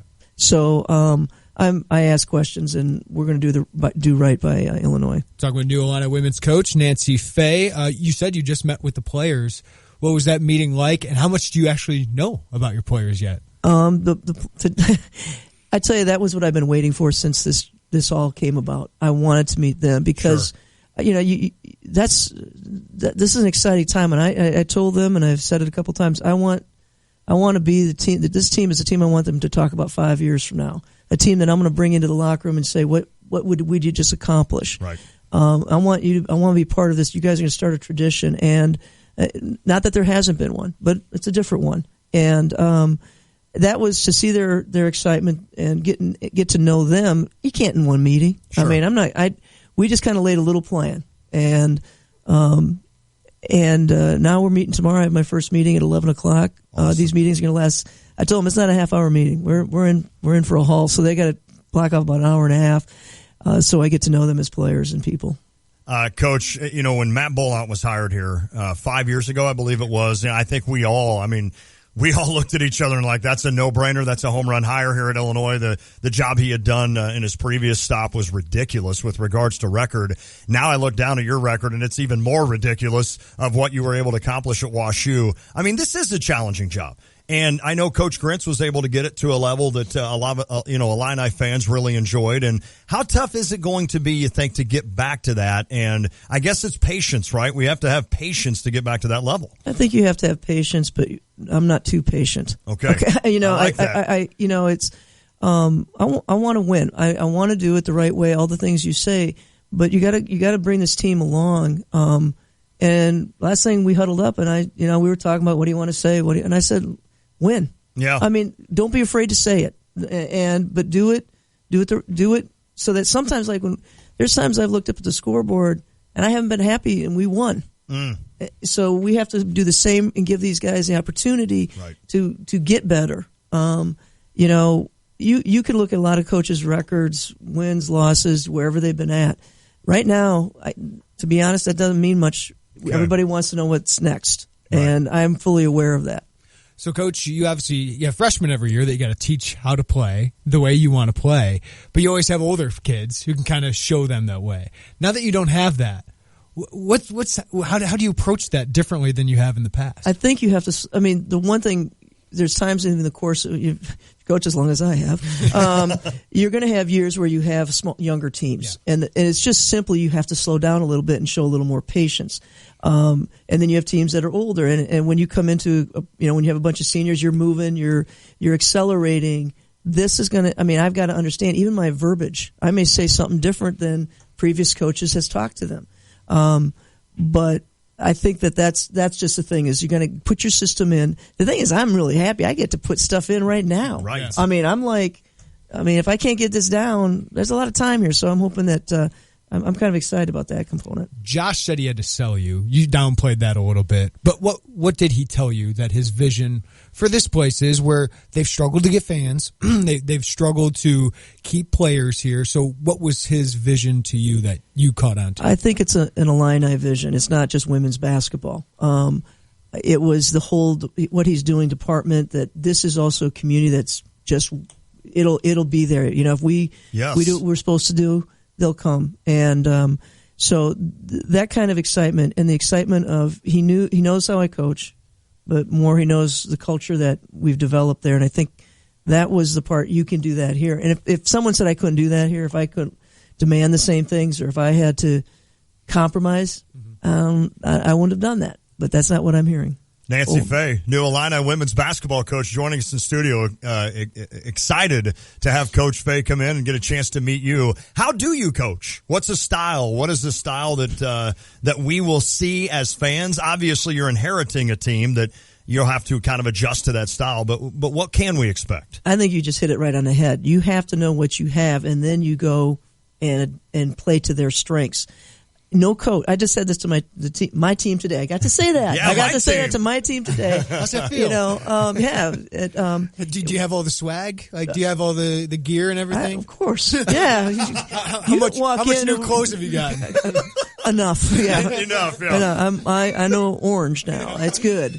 That's really good. Now you lost my train of thought. See, you talked to a woman about clothes. right. You threw her completely off, Jeremy. Yes, about style of play. Style of play. Yeah, I'm adjusting. I mean, I had never pressed for a long time. A couple of years ago, we were a small, quick team.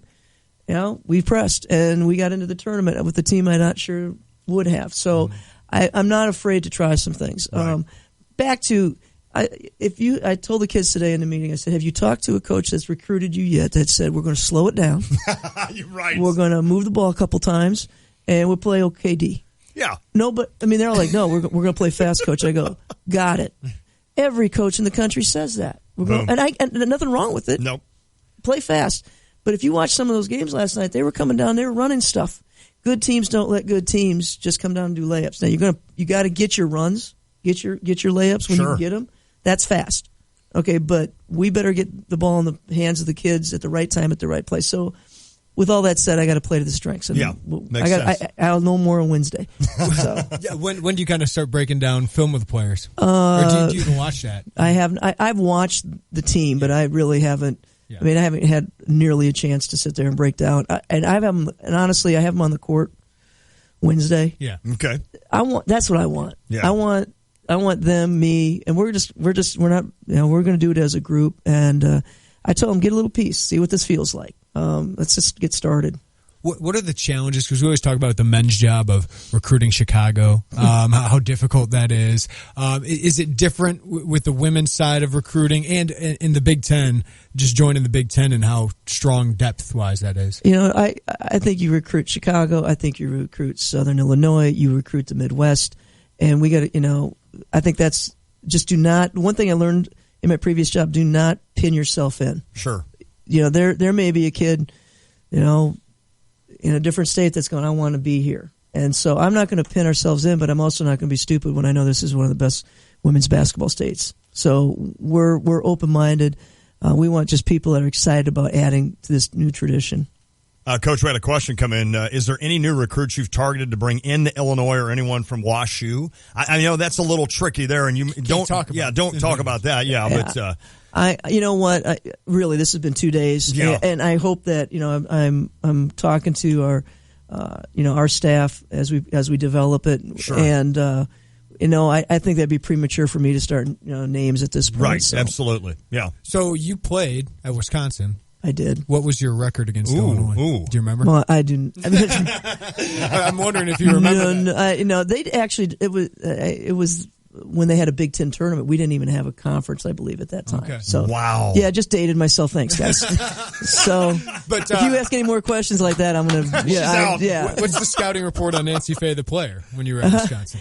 I led in assists, so I made sure that I didn't miss. I figured it was safe enough to give it up to somebody else. I could pass the ball. But, I was a point guard, and I was telling some of our new kids, I love that point guard position in the sense of directing and being our quarterback. So I'm excited to work with these guys. Absolutely. Nancy Fahey, Illini women's coach. Well, congratulations, Coach. We're excited to have you on board. Looking forward to getting things rolling. And, of course, Wednesday, as you mentioned, be the first time you get a chance to get the kids on the court and actually see some stuff there. So, is it an immediate line drill? I mean, do you just immediately come out and go, let's go, run? That's how I want to win them over. Yeah. Let's just put them on the end line. Just go. I'll tell them you told me to do that. Okay? Just so you know. Okay.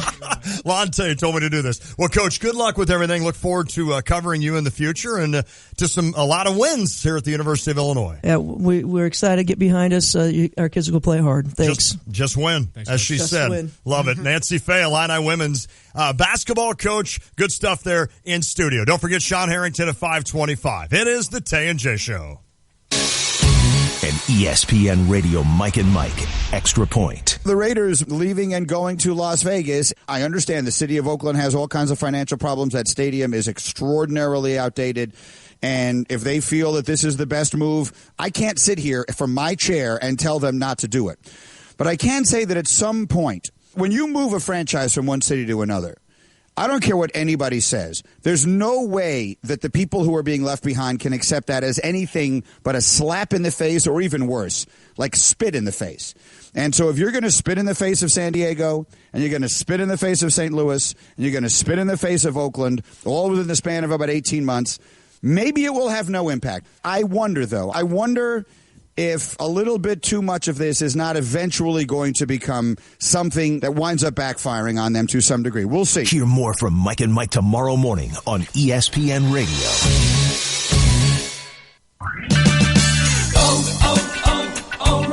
Save on your next oil change when you purchase 5 quarts of Castrol GTX conventional motor oil and a MicroGuard filter for $23.99. Or for higher mileage vehicles, upgrade to Castrol GTX high mileage and a MicroGuard filter for $24.99. O'Reilly Auto Parts. Better better prices every day. Limits apply. See store for details. O'Reilly Auto Parts. This is Pete's yard, and Pete's happy that winter's finally over. Still, winter's damage is done and has left Pete's yard withered and weak. But Pete knows all he needs is Scott's Turf Builder Lawn Food. It greens and thickens lawns to help crowd out weeds. Guaranteed. Just 2 simple feedings, one now and one later this spring. So Pete can easily take his grass from hungry to healthy. This is a Scott's yard. Pick up Scott's Turf Builder Lawn Food today. Spring into your new home with Busey. With free pre-qualifications, you can search for the perfect house knowing all of your options. From a new pool to that amazing new patio, let our award-winning team of associates make your dream of home ownership a reality. Visit Busey.com to apply in minutes or stop by one of our many convenient locations today. Busey, your dream, our promise. Member FDIC, Equal Housing Lender. Hi, I'm Damon Hackelman, owner of CleanRite in Champaign. If you're looking for a trusted restoration service company, just look for the guys in the blue trucks. At CleanRite, we understand that life happens, and we're ready to help. Our experienced service technicians will provide you with not only a quick response, but also honest answers and advice. For water, fire, smoke, or mold restoration, we're there when you need us. Call CleanRite today at 351-4930. That's 351-4930. Or just Google CleanRite Champaign. Vapors e-cigs thinks it's time for you to take a permanent vacation from smoking. Take a permanent vacation away from cigarettes today. You'll smell better, you'll breathe better, and you'll feel better. Plus, you'll have more money than ever when you choose Vapors e-cigs. Come in today and taste the difference with a premium electronic vape. You can get started for less than a carton of cigarettes. So what are you waiting for? Stop by Vapors e-cigs today. Find them at Champaign across the street from Marketplace Mall at 2 West Main Street in Danville. And follow them on Facebook for great deal offers and giveaways. Bunny's Tavern is your home for the 2017 Chicago Cubs. Nothing beats watching baseball over an ice-cold beer, so enjoy $13.50 mix-and-match domestic buckets and $6 PBR pitchers 7 days a week. You'll catch every minute of Cubs action on Bunny's 10 big-screen TVs, whether you're inside or enjoying the largest heated patio in Urbana. So come check out what people in Champaign-Urbana have been whispering about for over 75 years. Bunny's Tavern in downtown Urbana, your home for the 2017 Chicago Cubs. Hi, it's Stevie J. Start your day with me along with Diane Ducey, weekday mornings 7 to 9, here on ESPN Radio 93.5.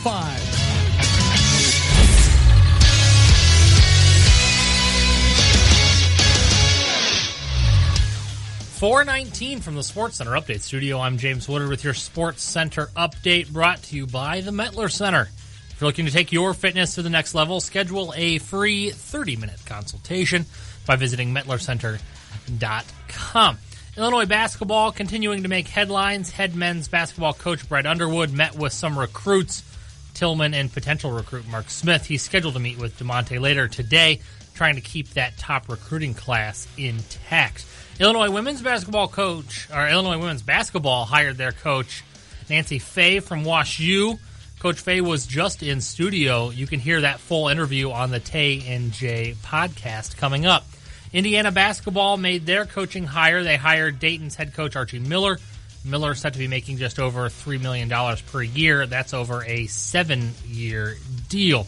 Into the NFL, Oakland Raiders officially approved to move to Vegas. That's by a 31-1 vote by owners. The Miami Dolphins, the only team dissenting there. Raiders are expected to play in Oakland for at least the next 2 years. That's according to ESPN's Adam Schefter.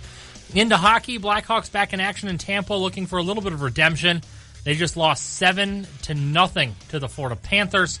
Chicago still holds the top spot in the West. That's by 7 points over the Wild. The Blues look to continue holding on to their last spot in the wild card. They currently sit at 86 points, 9 points clear of the Kings. Into baseball, the White Sox are starting a little bit beat up. Carlos Rodon is seeking a second opinion after he hurt his bicep, and center fielder Charlie Tilson may miss games more losses the better. Yeah, and right. Bring it on. I'm James Wood with your Sports Center Update. Seth Beer 2018. That's terrible. Look up Seth Beer. Beer? Yeah, number 1 prospect, not in this year's draft. Oh, the next year's draft. Seth Beer. His name is Seth Beer. Nice. You got something to say? Oh, okay, never mind. Oh, okay. No, nothing to say after we say beer? Seth Beer, man. That's cool. Big deal. Listen, the White Sox, like you said, I'd rather hear their AAA games. That's right. Or even AA games this year. It is the Tay and J Show, ESPN Radio 93.5. Lonte, Jeremy Warner. It's been a fun...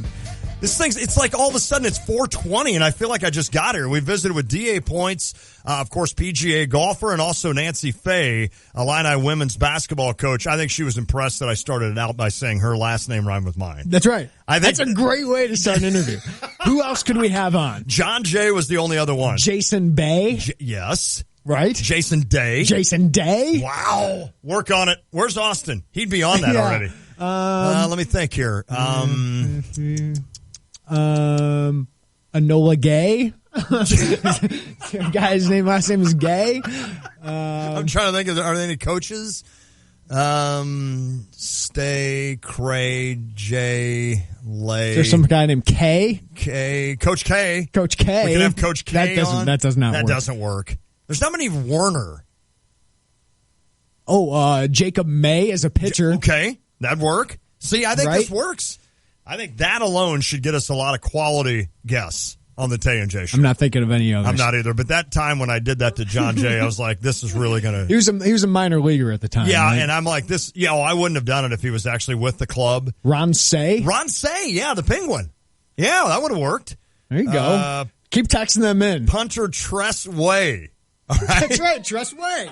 He's a punter. That's right. Sean May. Ooh. Oh, that'd be a great interview. Oh. Rudy Gay. Rudy Gay. All right. I like this. See, our listeners are the best. Yeah. They really are You can the keep best. texting those in if you'd like at 359-2255. The phone line is open as well if you want to weigh in on anything, whether it's Final Four, in Illini basketball we'll talk about here in a second. That's 359-2255. Haven't mentioned our interns yet today. We've been busy. I don't care about them. James Woodard, Harry Black, Matt Long, and Tyler Knight. Matt Long is that kid's name. Yeah. Not Matt Long. It's Jack Long. Jack Long. I said Matt Long because it's Harry Black's former teammate. That's right. Who's a walk-on.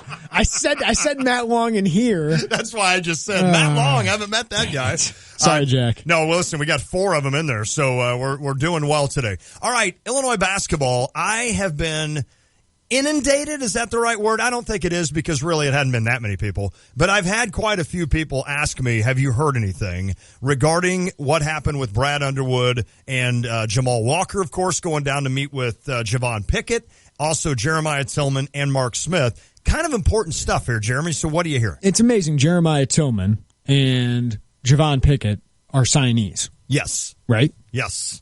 I haven't heard that they're not signees. Okay. Fair enough. Right? I haven't heard that they are asking to get out of their letters of intent. I'm going to take that and run Jamal, with it in a good way. Derek Piper has come on the show and said if Jamal Walker is retained, Jeremiah Tillman will be in Illini. So I'm comfortable. Yeah. Right now I'm comfortable and I think with after him. that meeting, you should feel comfortable. I agree. I think you should be very comfortable about Jeremiah Tillman being in Illini. And I think it's fair. He tweeted out a photo, or it didn't even tweet it out. It was an Instagram photo of him in an Iowa gear. Oh.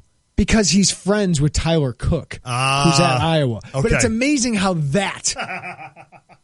grown men freak out about that. I know. We've been burnt before. Is the problem. I think. That's exactly. Hey, Sean Livingston, nice Illinois jersey the day before John you picked Shire. Duke. Yeah, John Shire. Doesn't that you little show punk. you that it means absolutely nothing? Exactly. That should show you that's good news. It's amazing. I get it, and I'm part of it. I cover it. I know. But 16 to 18-year-olds just freak out 40-year-old men. Right, that's the funny Isn't part. it amazing? It is the funny part. But of course, those 'Cause you 40-year-old care men are so spending much. a lot of money on It's because tickets. you care so much. I And know. they want to win. I know. So obviously, though, I don't blame Tillman and Pickett and Williams and these guys to want to meet Brad Underwood. Well, and Underwood needs to. He needs to meet those guys and tell them, hey, we want you. Yes. We want you here. But he's meeting with all these guys, right? Trent Frazier's already reaffirmed his commitment. Which is awesome. I'm sure Underwood will get down there at some point, though Trent was at the game, so Jamal Walker might have been able to see him. Josh Whitman might have been able to see him. That's true. So they can just reaffirm that stuff. But he's in. DeMonte they'll meet with tonight. They met with Mark Smith yesterday.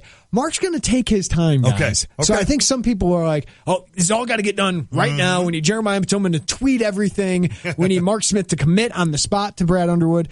Mark's going to take his time. He visited Ohio State and Kansas State. Sure. He can't sign until April 12th. Got it. Illinois has been atop his list or near the top of his list for a long time. Kansas State has been up there, too. There are questions about how long will Bruce Weber be there, though. Right? That's a true. new athletic director is going to be coming in. That's so true. Is he going to be sold on that situation? Ohio State, how long is Thad Matta going to be there? Well, he's dying. Well, we're all dying. No, I'm kidding. No, you heard that story, right? What? You were at the Big Ten Conference Tournament, I think. Yeah. Did you hear the day when he came out and said that another coach told a recruit that Thad Matta was dying? Did you not hear this? No, I did not Oh, hear I'm this. sorry, because the way you reacted there, you didn't laugh like you would have if you would have heard this. We actually played the clip on here. They asked him about, like, he's had his issues. He's got health issues. He's got some health issues, so they asked him about that, and he's like, guys, there was another coach told a recruit that I was dying. Yeah. That's how crazy it is. So that's why I'm joking about that. Thad obviously looks older than he is. Yes. And he's got health issues, does especially have. with his foot and all Yes, that he does. stuff. Yes, he does. Some people are wondering how long he'll stay there. I think Archie Miller going to Indiana tells you a little bit. Right. I don't think Thad wants to go anywhere. No, I agree, because you had mentioned just from like the Jerry get-go. Kill. Jerry Kill didn't want to retire. No matter how bad his health was. That's exactly, and he 'Cause tried that's his coming life. back. That's right. his life. That's exactly right. These guys don't know how to do anything else. We're going to talk about Archie Miller here in a little bit, but I know Indiana, Tom Crane had recruited Mark Smith as well. I assume Archie Miller will try to jump into that fray. Yeah, I mean, there's a lot of schools that are Right. calling in on this thing. Michigan State has called up. Duke called up a while ago. Some other big programs have called up.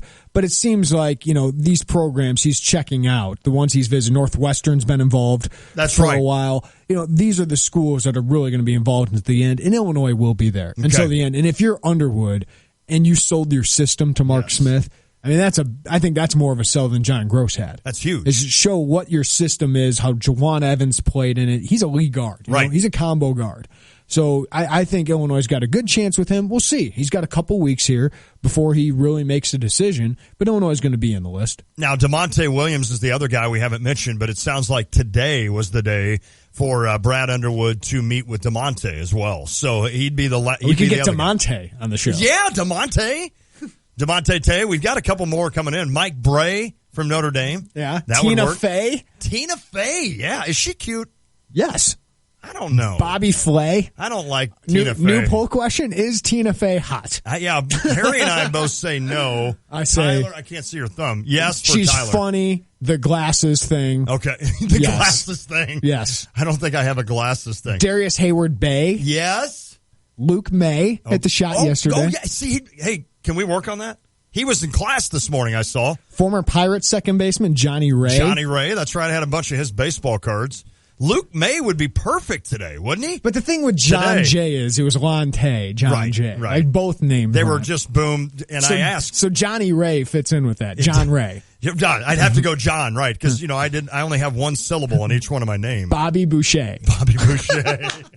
That's the best one. I like that one. I think I asked John Jay. I said, "John, does anybody call you Lonte?" And he's like, "No, I haven't had that." You brought up the Tina Fey. Is she hot? Is she hot? It's like the Office episode where is Hillary Swank hot? Oh, yeah. See, that's one of the best ideas for an episode ever. I think Hillary's cuter than Tina Fey. No. I don't know why. There's something about her. That should be our poll question. It should totally be. Tina Fey, I mean, she's a pretty lady. I'm not going to lie to you. I just don't know if she's hot. She is funny, and that's key. I think it's the whole package, man. Yep. That helps. Yeah. I need to use that sometime. But yeah, the bigger news for me, I mean, the recruiting thing, I think Tillman should feel good about. Good. Mark Smith, I think you helped yourself last night, but it's going to be a process. The bigger deal today is Lamont Evans staying at Oklahoma State. Right, that's big. That was the right-hand man for Oklahoma State, for Underwood at Oklahoma State. They were assistants together at Kansas State and South Carolina under Frank Martin.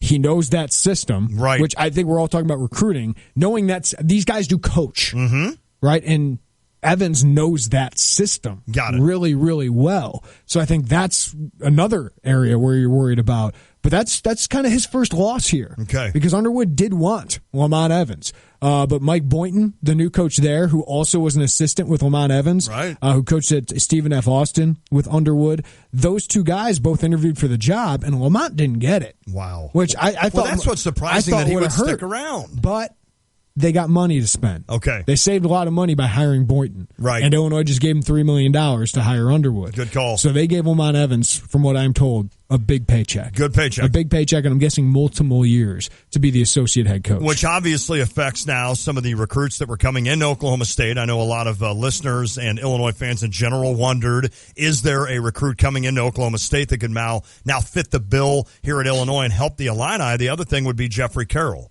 who we don't even know yet if he's going to be able to be a graduate transfer. He's going to test the draft waters to start, but he's not going to hire an agent. So fair enough. I think Oklahoma State helped themselves keep their current roster intact. No doubt. And maybe Juwan Evans would actually come back. Okay.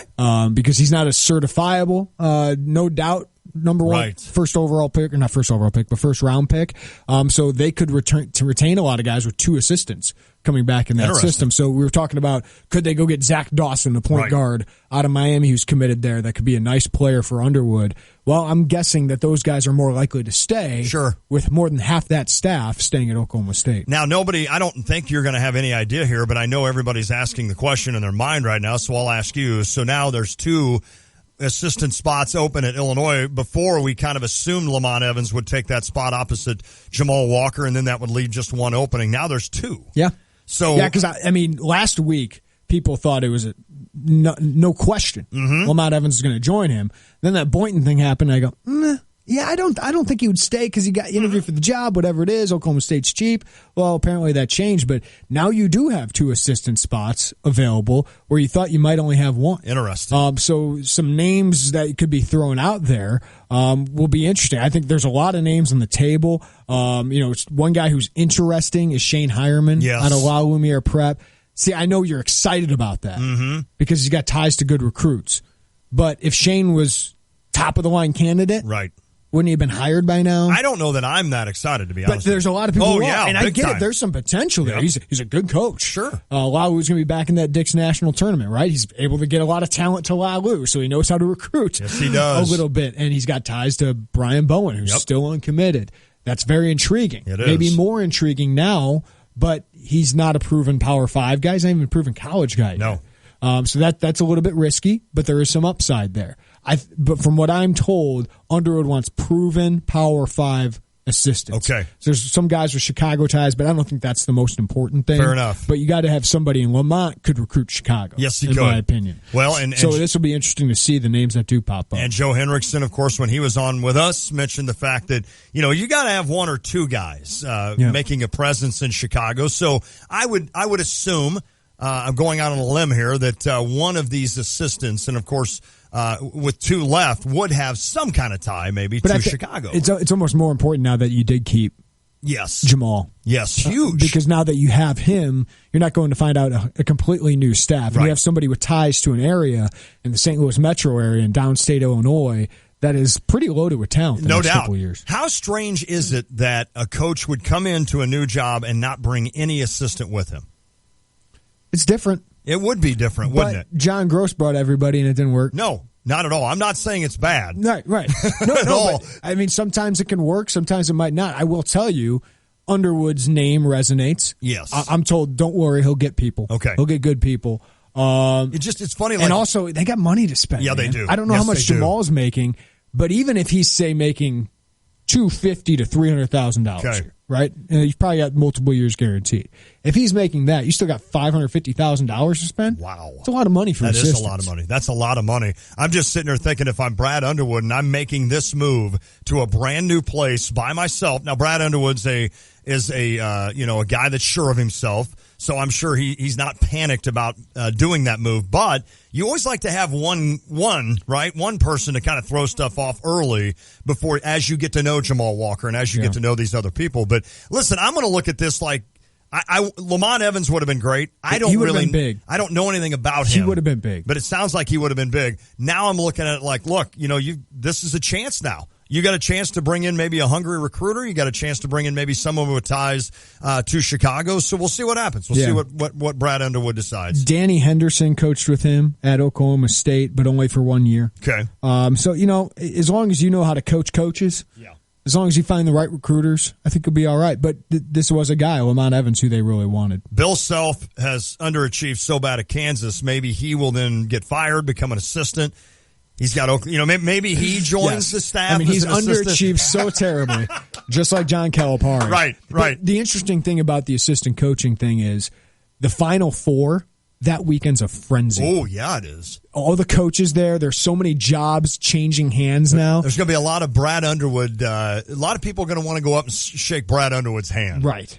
A lot of people. Especially when he's got $550,000 to $600,000 to play around with. He's just sitting there flipping a chip around with $500,000. Yeah, there's going to be a lot of coaches. That's a feeding frenzy. That's where coaches go when they're out of jobs, or even if they're trying to, think about the next step for their job. So there's a lot of carousel right now, even if the head coaches mostly are spoken for. Hey, we mentioned earlier Archie Miller. Indiana's got their guy. You and I have not discussed it, but when we come back, we will. We're going to do a next question. I think, again, John Gross signed on through another couple of years, so he will be multi-year contract. Tina Turner back in the day, hot or not, some texter put in. Her legs alone. How about Stevie J? Stevie J. Lante. Yeah, that would work. I like that. Roger Powell is not an option for rhyming with Tay. You meant for the actual assistant conversation. I would reach out to him, but I think he gets paid well at Vandy, and would he leave there? Yeah. I don't know. That is interesting. He's got a great relationship with Bryce Drew. They seem to have a good thing going there. Okay. But yeah, you might. That's a guy. Yeah, I'd definitely reach out to and say, hey, would you be interested? That would be. Hey, I'd love hearing that news one day that he was hired. Green Day and Rachel Ray. Green Day playing tomorrow. Oh, well, they should come in. We should ask Austin to get Billy Joe Armstrong on here. And we'll just call him Billy Joe Armstrong Green Day. I'm Lante. Rachel Ray, was she hot? Yeah, she's cute. Would Green Day coming on, would that be big? That'd be a swoon, wouldn't it? Like, I don't know much about Green Day's kind of a big deal. Big band. That's a big deal. No, I kid. I mean, if we got Billy Joel Armstrong in studio, which we won't. Right. But if we got him in studio tomorrow, you might be gone tomorrow. Yeah, so I think Carp and I would actually enjoy my that gosh. You guys would kill it with him. I think that would be really fun. All right, we'll do a next question next. Sean Harrington, ESPN college basketball analyst, going to join us at 5:25. And then crosstalk with the 200 level, Mike Carpenter and Steve Breitweiser. I don't know what they're going to talk about this week. Oh, just recruiting. Carp was actually asking for topics on that. Really? So now that what do we talk? I've gotten what I wanted. Now that the negativity's gone, what are we going to talk about? So that'll be interesting. But we'll visit with those two around 5:45 with crosstalk with the 200 level. If you want to weigh in, 359-2255. That's the Chief Bauer text line. Also the Jupiters of the Crossing phone line. Week 2 of Brad Underwood. It's just got boring. Huh? Here we go. Thanks a lot. Start hiring some assistants, Brad. Give us something to talk about here. It is the Tay and J Show. Hi, it's Corey with Max Twin City Recycling. We pride ourselves on giving the area an outlet to recycle and get paid for their unwanted metals. We're taking our community focus a step further with our Recycling for a Cause program. Each month, Max Twin City will choose a different local charity to feature in an effort to raise money for those causes. Visit maxrecycling.com for a complete list of program details.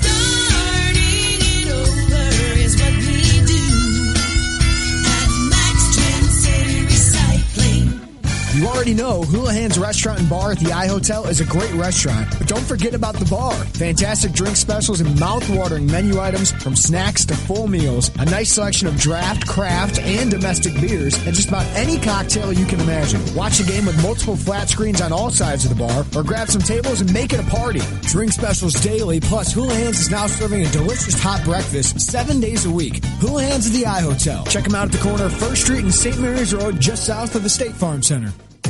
Some of us came to Urbana to get an education, and we discovered our lives here. Some of us were born and raised in this community and found our livelihood. Urbana is home. We love what it offers: wonderful schools, beautiful parks, and welcoming neighborhoods. But Urbana is facing some challenges. We're lagging in growth. Some neighborhoods are plagued by crime and rental properties that are crumbling. And city government hasn't had professional administration in 10 years. That's why I'm excited to vote for Diane Marlin for mayor. Diane will make Urbana a better place to learn, live, work, and raise a family. I'm positively for Urbana. I'm for more effective, responsive, and inclusive city government. I'm for careful planning and smart growth. Our greatest strength lies in the people who care about our community: neighbors, city employees, business owners, and students. Everyone must work together to move Urbana forward. I'm Diane Marlin, and I would be honored to have your vote for mayor April 4th. Vote Diane Marlin for mayor of Urbana, April 4th. Paid for by Citizens for Marlin. Prairie View Landscaping is continuing their 25th anniversary celebration by giving away a 55-inch LG Smart TV from Good Vibes. Email mypvdiscount@gmail.com for a free quote, and you can get up to 25% off your 2017 lawn care. That's mypvdiscount@gmail.com. When you do, you'll be registered to win a 55-inch LG Smart TV from Good Vibes just in time for the Final Four. mypvdiscount@gmail.com. That's mypvdiscount@gmail.com. When your car breaks down, you realize just how much you need it. And when it breaks down, Beaumont Alignment Plus steps up. For routine maintenance like brakes, oil changes, tune-ups, batteries, and tires, you can count on Beaumont Alignment Plus. Bigger issues including alignment, suspension work, starters, alternators, transmission require specialist. So get to know Beaumont Alignment Plus for your vehicle repairs. With locations on Bloomington Road and Denison Drive in Champaign, you're never far from the help you need. It's good to know the quality service is still affordable at Beaumont Alignment Plus. Hey, it's me, your old AC. We need to talk, man. I am out of hair. Trust me, it's not going to get much better. I need to be replaced. Call the experts and get a new air conditioner that will save up to 50% on energy bills. Go ahead, do it. I'll be right here. Whew. At Chief Bauer Service Experts, save up to $4,000 on a new home comfort system. Call 866-EXPERTS or visit chiefbauer.com. For expert service guaranteed. Call 866-EXPERTS. That's the sound you'll hear right before you try the newest seasonal from Sam Adams, Fresh as Hellas. And that's the sound of your taste buds colliding with this Hellas lager, brewed with orange blossom for a slightly citrus flavor, floral notes, and a touch of malt sweetness. Get Freshest Hellas in stores now and take hold of the seasonal. Boston Beer Company, Boston, Mass. Save responsibly. When you're heading home, Tay and J are on your way talking sports. Weekday afternoons 3 to 6 here on ESPN Radio 93.5.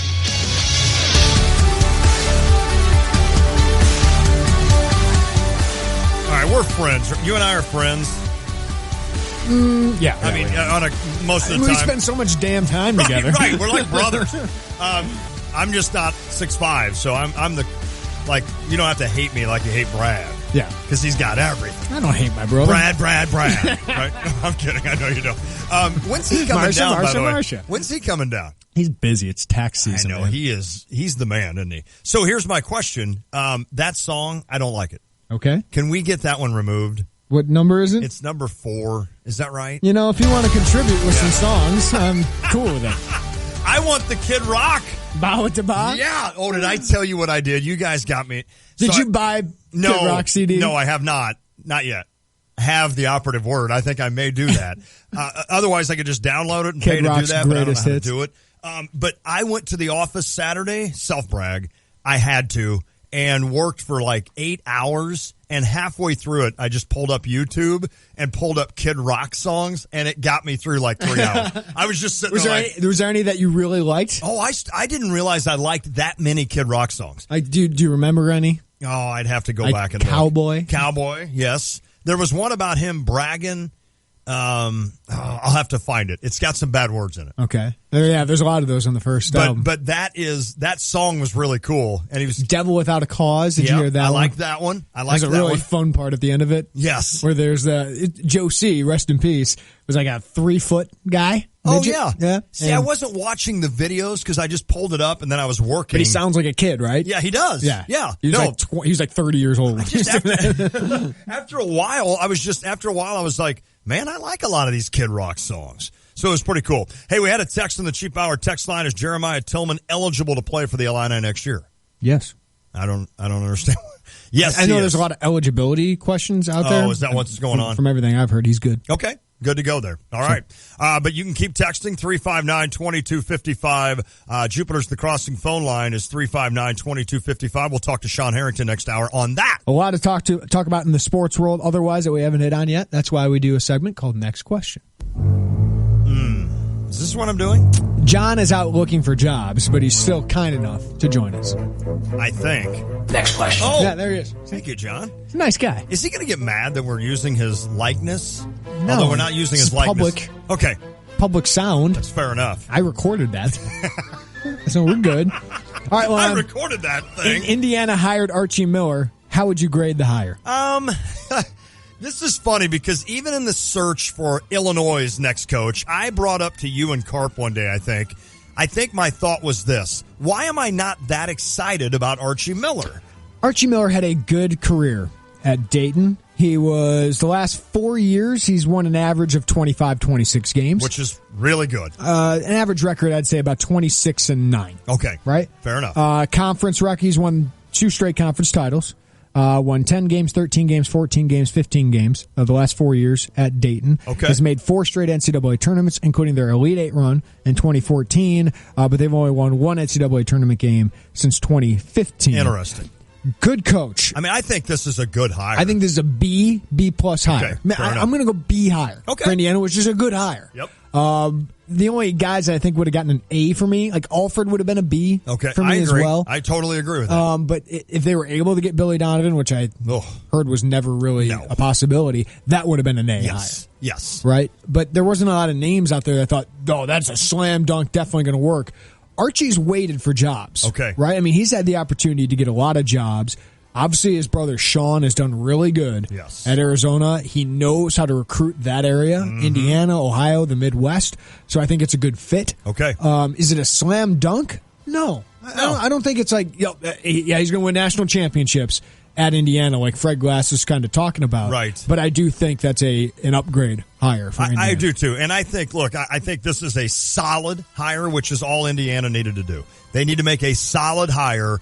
And will Archie Miller be able to recruit Indiana? Yeah, I think he will.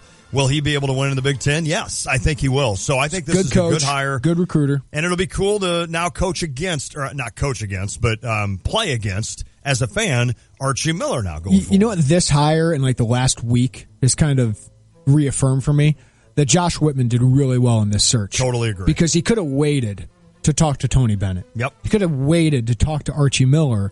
But when you do that and you're not sold that those guys are really interested in you, you risk a lot. Swinging and missing. Yes. An embarrassment like Mike Thomas had. And you probably would have missed an opportunity to get Brad Underwood. Yeah, that's a good point. So, like he said, when he came in here, I asked him, is it a tiered system or is it a numbered system? Well, Mike Thomas kind of did the number. Like, got my number one target, going to wait for him, then we go all up for him. Right. Well, then you miss, and you go to number 2 target. Then you miss, and then you go to 3 target. And 3 and 4 might not even be there by then. Right. Exactly. So I think he did really well by having these tiered systems by saying, let me get one of my top guys. And, Kwanzaa, there were discussions there. Absolutely. But Illinois didn't seem ready to move. On the 6-year, $18 million, discussions they were talking about. So Kwanzaa goes, I'm ready to go to Mizzou then. Boom. Give me another year. I'm yours, Missouri. Otherwise, Illinois I might consider. But Illinois was like, let's wait. I'm not ready to go with you. Then Brad Underwood becomes available, and they strike it right away. I think what's pretty cool about this is that this little triangle we're in, if you will, with Missouri, Illinois, Indiana, I think all 3 programs got better. Yes. And I think that's what's going to be fun because Illinois is going to play both of those teams. Rivalries, man. Every year. And that's going to spruce things up and spice things up going forward. So I'm excited about that. Next question. All right. I want to ask you this. I kind of, this is tough for me, this question, but I was thinking about this morning. Who do you like more at the next level? Lonzo Ball or Josh Jackson? It's a great question. Is the new prototypical stud in college a thin-looking guy with hair that goes straight up? Because those dudes are really good right now. Josh Jackson can fill out. I think Josh Jackson has superstar potential. Yes, he does. I think Lonzo Ball has Jason Kidd potential. Okay. And then you got Markelle Fultz, who could be a superstar. You saw De'Aaron Fox. Yeah. But that's a concern what De'Aaron Fox was able to do to Lonzo Ball because that's the kind of player that he's going to have to guard and be guarded against. Absolutely. In the NBA. I think I'd lean Josh Jackson because I think he's a two-way player, gives full effort. That jump shot's really good for such a young guy. Now it's got to improve a little bit, but he's got everything to his game. He does. That kid, for buying into that, for playing that hard and having that much talent and playing two ways. I mean, I think he could be as good as Kawhi or Jimmy Butler. Does he remind you, and maybe better than the kid that went to Minnesota, the T-Wolves? Wiggins? Yeah, I think he might be a little better. Might be a little bit better. That's scary, isn't it? That is so This scary. draft is, we haven't even mentioned Jason Tatum in this draft. I mean, it's loaded. My Sixers are going to get somebody good. And the Bulls don't have a top 5 pick. Oh, man. Next question. For us. Well, on Illinois baseball, 6-15 overall. Just got swept by Michigan State, outscored 41-11. Is there something wrong? Are you worried? I am worried. I honestly am worried because I think Dan Hartlib, listen, this year, this club, they do have talent. And last year they had talent. They were young, and they finished 12-12 in the Big Ten, won 20-some games. This year, I don't know if they're going to get to that. And especially starting off the Big Ten 0-3, I am worried. I'm worried that maybe this talent, maybe there's something wrong with it. You got to play together. Now, I'm not saying there's issues there.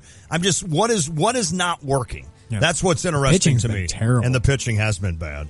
So I know they had Doug Hayes get injured, and he was their number one guy. But yeah, I worry about that a little bit because I mean, 2 years after that great run, I know you lost a ton, but you'd think by this time you'd be starting to kind of don't want to lose momentum. Yeah, that's exactly right, and that's what makes me worried. Now, especially when you want a new stadium, all these things, and I think Whitman will eventually get that done. Now, I trust Hartlib, though, that when he says this group is talented and they're going to experience some big things, I trust they will. But I think that puts a lot of pressure next year.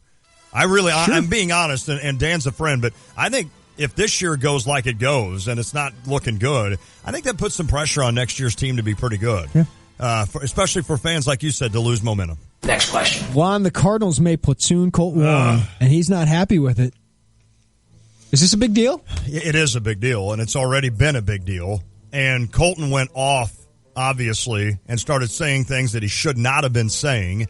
And then he came back and retracted and started to apologize for doing it. I will never, as a guy in the media, I will never hate a guy for saying things. No. Because we want that. Absolutely. And then when they do, we go crazy on them. Right. That's why people don't say anything.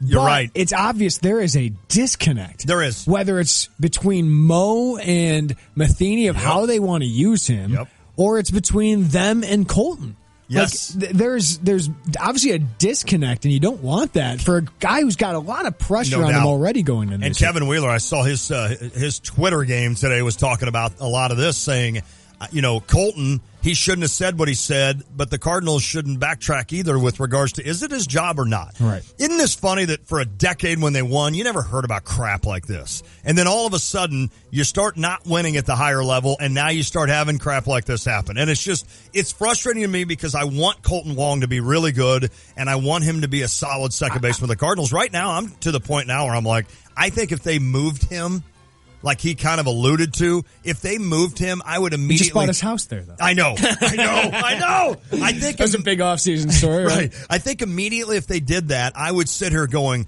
ugh, I don't like that. But then eventually I'd be like, good, I don't have to hear about this anymore. I would like what you want, which is go with him for 2 months. Just go with it and go. And figure out what he is. Yep. Let him figure out who he is. Exactly. Right? Rather than just pulling him in and out. If you're really behind him with this contract, agree. Figure out what he is. But I think the Cardinals are, we got to win. I know. We got to win. He might hit 320 and play great defense, and all of a sudden 2 months into the season, you're like, you know what? That's exactly the Colton Wong we thought. Yeah. I agree. Let him go. Next question. All right, Jeremy, the Raiders are expected to move to Las Vegas. 31-1 vote. Wow. Which league will be in Vegas next? Major League Baseball or the NBA? Did the NBA have an all-star game there? Yes. Yes, they did. But baseball is the big sport in that city. Isn't that fun? Yeah, well, Bryce you got Harper, Chris Bryant. Is Maddox from there? Yes. Greg Maddox from there? Yes, he is. And Mike Maddox, of course. Sorry, Mike. Sorry, Mike. Yeah. Don't rhyme with Tay. So. Man, I know it's hot there, but you can do indoor, outdoor. I'm going retractable NBA. Roof. I'm going NBA. I mean, NBA is the bigger sport. I think so. To me, that plays in Vegas. And you could play. That's an event. I mean, the NFL, I think, is going to thrive there. Mm-hmm. I mean, just 10 games if you include the postseason. They're going to fill that. It's going to be an event in that town. The suites are going to be full of corporate people. I mean, Bears fans are going to make that trek whenever they play. Every fan base is going to fill that stadium. No doubt. It'll be interesting to see how big that stadium will be. Plus, there's 2 million people that live there. And when you have 2, 3, 4 million people visiting all the time, I think that's going to be great. MLB might be too many games. Yes. I don't know if it'll be full there. I think the NBA makes so much sense. I think the NBA will probably be there sooner. But kudos to the NHL. No doubt. They're the first ones to jump on board here. They got it done. Next question. All right, how about this? One more question. 1 month from today is the NFL draft. How many Illini are selected in the NFL draft? I know of 2. Are you going to give me 3 or 4? I'll give you the rounds. Oh, wow. Yeah. Wow. Getting frisky here. Look at you. Carol Phillips, 3rd. 3rd round. 3rd round. Okay, I like that. DeJuan Smoot, I'm going to go 4th. 4th. Hardy Nickerson, go with the same as his dad. Oh, 6th I like round. it. It just makes too much sense. By Tampa, right? Yeah, I think Chunky Clements will get signed. I don't think he'll be drafted. I think Westlaw will be signed, not drafted. So I think 3 Illini get drafted. Okay. None on day 1. Okay. Carol Phillips on day 2, the other 2 guys on day 3. That would that'd be cool if Carol Phillips, he and DeJuan Smoot, I think, are going to play a lot of years in the NFL. Yeah, I think they got a good chance to do that. They're going to do a good job on there. Coming up next hour, Sean Harrington. 5 o'clock? Yeah, Sean Harrington, ESPN College Basketball Analyst, will join us at 5:25. Also, crosstalk with a 200 level before we get out of here. This is crazy. Here come the interns. They're coming in to shoot hoop again. Oh, my goodness. It is the Tay and J Show.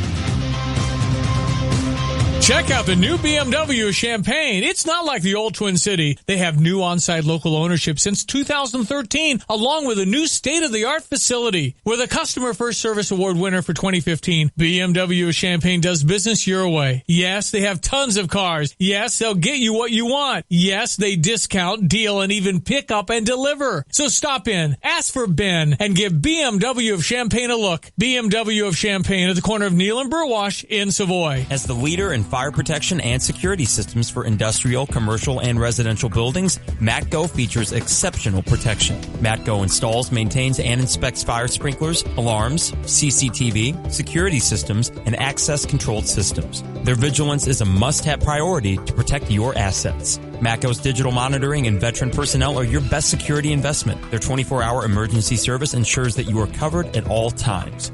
Contact Matco at matcofire.com. Napa know-how. A Napa guy knows that by the foot, there's no better ride than an old station wagon. Room for 6 people facing forward, 2 people facing backward, and a whole lot of luggage, lumber, and bicycles haphazardly strapped to the roof. If you can parallel park that beast, you can park anything. And with some quality parts and a little Napa know-how, you can keep your land ship running longer, stronger. It's not obsolete. It's a rare treasure. That's Napa know-how. Napa know-how.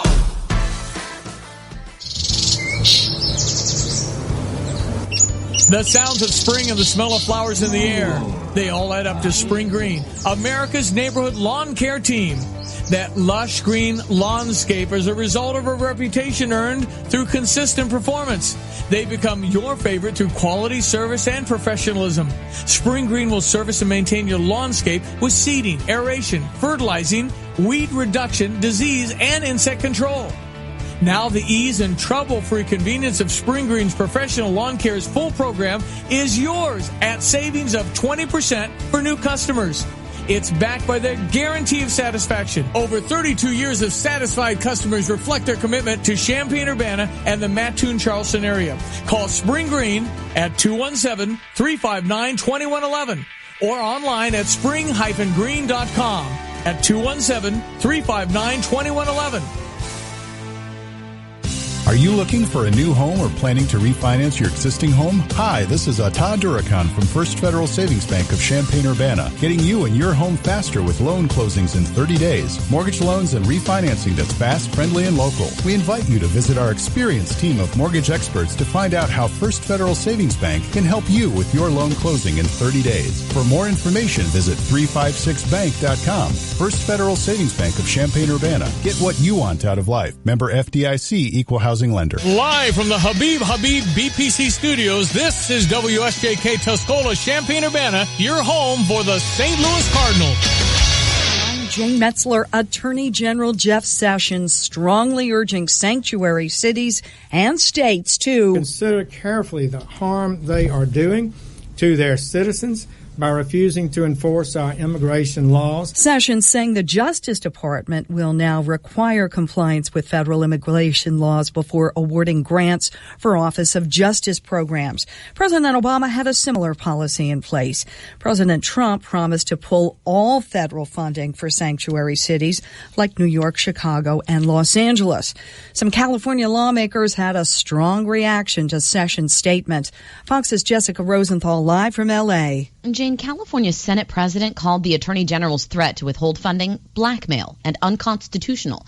California Assemblyman Rob Bonta explains they need a good reason to withhold funding legally. They can't pull federal funding for health care, for example, for a sanctuary city or state policy. There's just no nexus there. They're talking about safety, so there needs to be a public safety nexus that they can articulate and put before the court. Some sanctuary jurisdictions said they actually do feel they comply already. The sheriff of Travis County, Texas, says they're in full compliance because their policy doesn't restrict communicating with ICE about a person's immigration status. San Francisco's mayor said they also comply. If ICE wants them to help detain a criminal, all they need is a warrant, Jane. Thanks, Jessica. Mississippi's governor signing a law banning sanctuary cities in his state, looking for other ways to help the federal government enforce immigration laws. The president's son-in-law advisor, Jared Kushner, volunteering to be interviewed by the Senate Intelligence Committee as part of its investigation into Russian interference in the 2016 election. U.S. markets ending mixed and recovering from this morning's steep sell-off. Investors rattled by Republicans' inability to repeal Obamacare as promised. Fox News Radio, fair and balanced. If you want to work until you drop, reduce your standard of living in retirement, or lose more of your hard-earned money in the stock market, then just ignore me. But if you'd like to generate a steady, predictable income, I'm talking real wealth and financial security for as long as you live, then listen to this. A free report is now available that reveals the money-making secrets Wall Street and the banks don't want you to know. It reveals how you can get guaranteed growth, safety, and wealth-building power without risking your money in the Wall Street casino. To get your free special report, visit bankonyourself.com. That's bankonyourself.com. Men, if you're like me, you appreciate the feeling of a smooth, clean shave. But you're tired of paying $32 for new blades. Stop messing around with those generic razors and start shaving with Harry's for half the price. Harry's is so confident in the quality of their blades, they'll send you their most popular shave set, shaving cream, and post-shave balm for free when you cover shipping, a total value of $20. Just go to harrys.com now and enter code 0707 at checkout to redeem your shave set. That's harrys.com, code 0707. You could hear it coming from the distance, just like a stampede. That Dallas area homeowner cleaning up from yesterday's destructive hailstorm he blames for some broken windows. That storm system striking parts of Mississippi, Kentucky, and Tennessee today, with more bad weather forecast for Texas, Oklahoma, and Arkansas tomorrow and Wednesday. What's in a name in this case?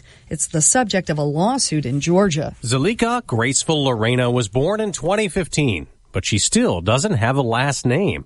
Her parents want it to be Allah, the Arabic word for God. But the state of Georgia will not allow that, even though the girl's two older brothers already have Allah as their last name. If they tried to put a number in the child's name or some obscenity, then it would be understandable. But this is just, there's no legal ground. Attorney and former Judge Jackie Patterson agrees with the ACLU, which filed suit to help the parents who can't get their daughter a Social Security number, and it's delayed her medical coverage. Fox's Dave Anthony. Police in Santa Fe, New Mexico say they cannot arrest a man suspected of writing the word terrorist in front of a Muslim man's business because the word was written in chalk and there was no physical damage. Police also say that man appears to be mentally ill and they're trying to get him some help. Well, the NFL betting this move pays off. The Oakland Raiders are officially moving to Las Vegas. NFL team owners voted 31-1 and approved the relocation at a meeting in Phoenix.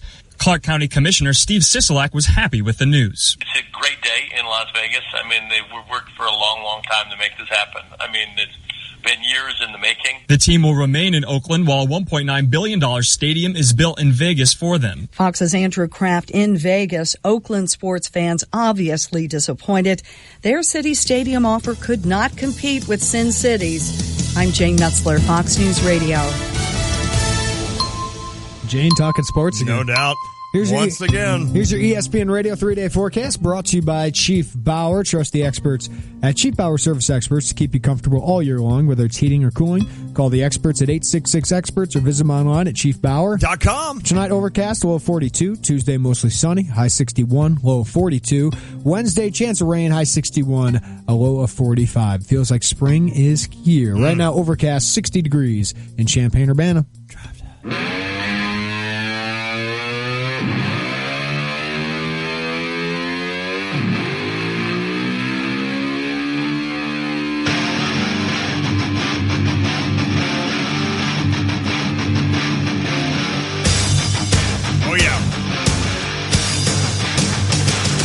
It is Drive Time, presented by Honda BMW of Champaign for new and used vehicles. Visit their huge inventory at the corner of Neal and Burwash in Savoy, or visit them online at drivechampaign.com. I'm Lon Tay. Here's a recap the first 2 hours of the Tay and J Show. Well, Jeremy Warner, that first 2 hours went like that. Crazy stuff. And we'll talk about a couple of cool guests that we had, one on the phone and one in studio. But how about these basketball games this past weekend? Finally kind of got us a little bit of some emotion, if you will. Just some a couple cool good things. games. A couple good games, and the biggest one was North Carolina, Kentucky last night. That was so fun to watch. Wisconsin, Florida was fun, too. I'd never seen... Was that crazy? Yeah, we didn't even bring that up No, yet, we didn't. Because it was so long ago. 3 days ago. 2 lean-in threes. I mean, come on.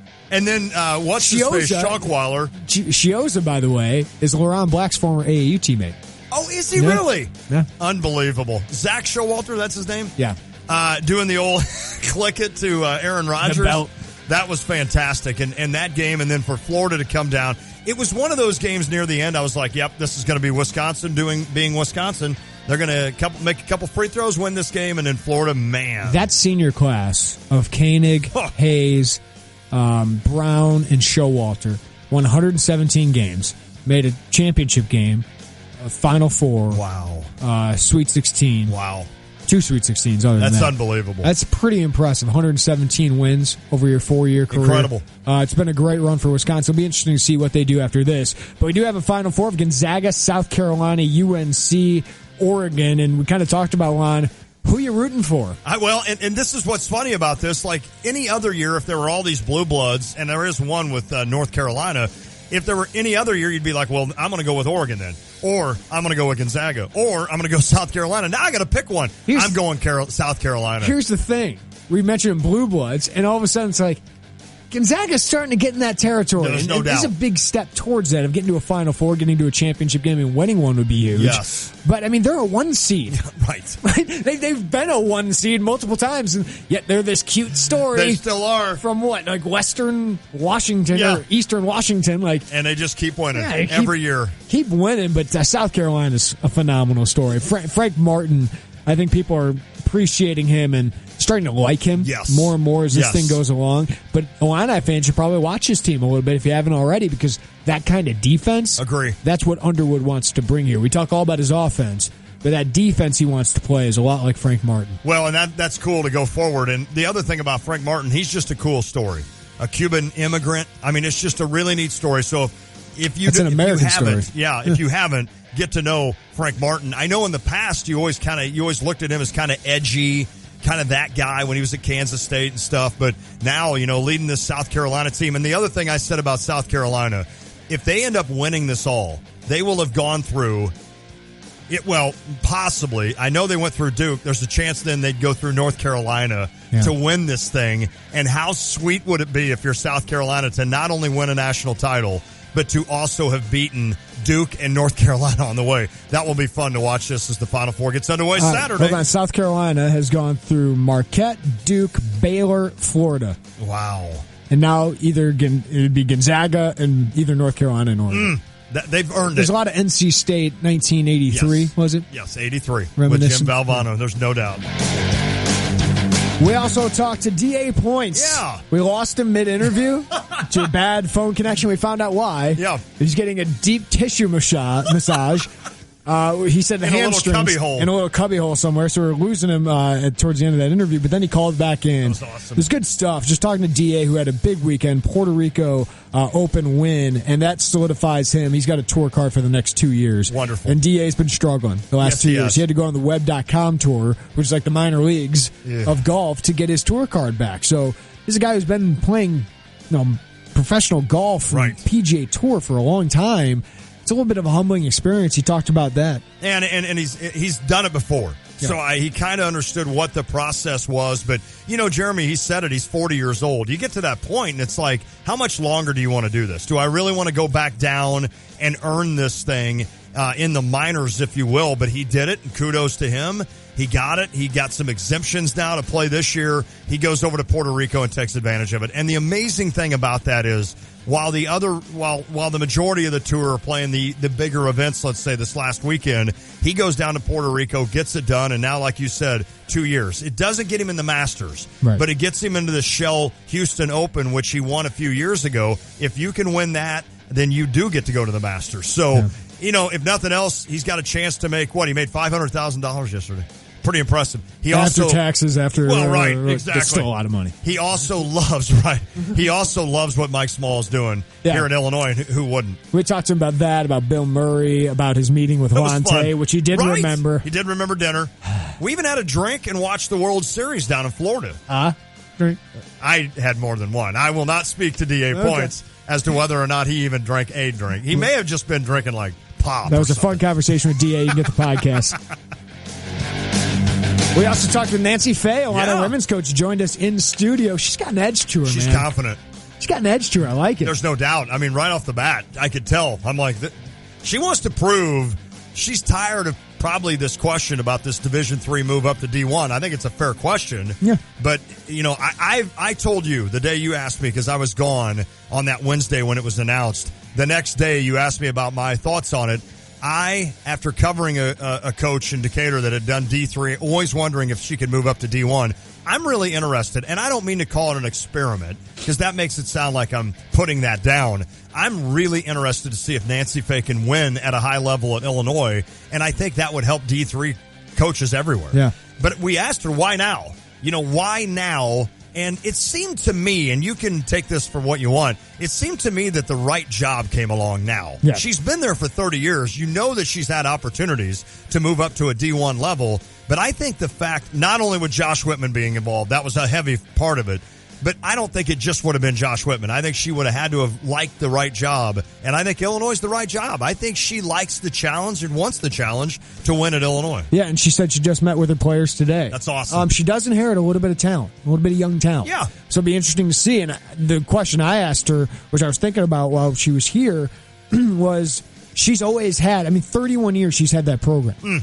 Right? So she always had players who could teach the other players how to do it. It was a great question. So now, for the first time in a long time, even though she's had young teams there, she's got to teach everybody the same thing. So it's a little bit of different, and that's fun sometimes. I think she's excited about fun to have that. a different kind of challenge, and yeah, she does seem excited about I think it. she's excited. I asked her, she gets to meet with the kids Wednesday. She met with them today, but finally get on the court Wednesday, and she said, listen, I will adjust my style to my players. So that was good to hear. What a good coach does. Isn't that funny? We now have two, Underwood and Fahey, that are going to be able to adjust, and I'm not sure that one of them for sure could do that when they were here. And her last name rhymes with mine. Really, that was the most important thing to come out of the That was the first question you had. That was the first question. I don't even know if it was a question. But. It wasn't. I just said, Coach Fahey, our names, yours reminds with mine. She was like, that's why I came to Illinois. Boom! You sold it, Lon. So I'm the reason. I am the reason, kids. We also talked about Illinois basketball and some kind of big news today that Brad Underwood missed out on an assistant he wanted. That's Lamont Evans, who was with him at Oklahoma State as his top guy there, but also coached with him under Frank Martin at Kansas State and South Carolina. And they Lamont recruited some of those best players. Sedarius Thornwell, P.J. Dozier, the two best players on that team. Wow. Lamont Evans recruited. He's a proven top recruiter at the Power 5 level, and he knows that system. So it sounds like Mike Boynton, the new coach there, who also was an assistant under Underwood, threw a lot of money at him. Okay. So they didn't pay Boynton a lot, but they paid Lamont Evans. These guys might be boys, right? Yeah, both those guys interviewed for the job. Okay. So I thought that might be not a good thing for Lamont staying there, but he's able to keep him. So now Underwood's got to find two more assistants to add to Jamal Walker. So that's important, but they got money to spend. Yes, they do. And I think Underwood in Illinois is a good situation for a lot of assistants. So I wouldn't freak out because there's still going to be a lot of good candidates out there. I might freak out tonight.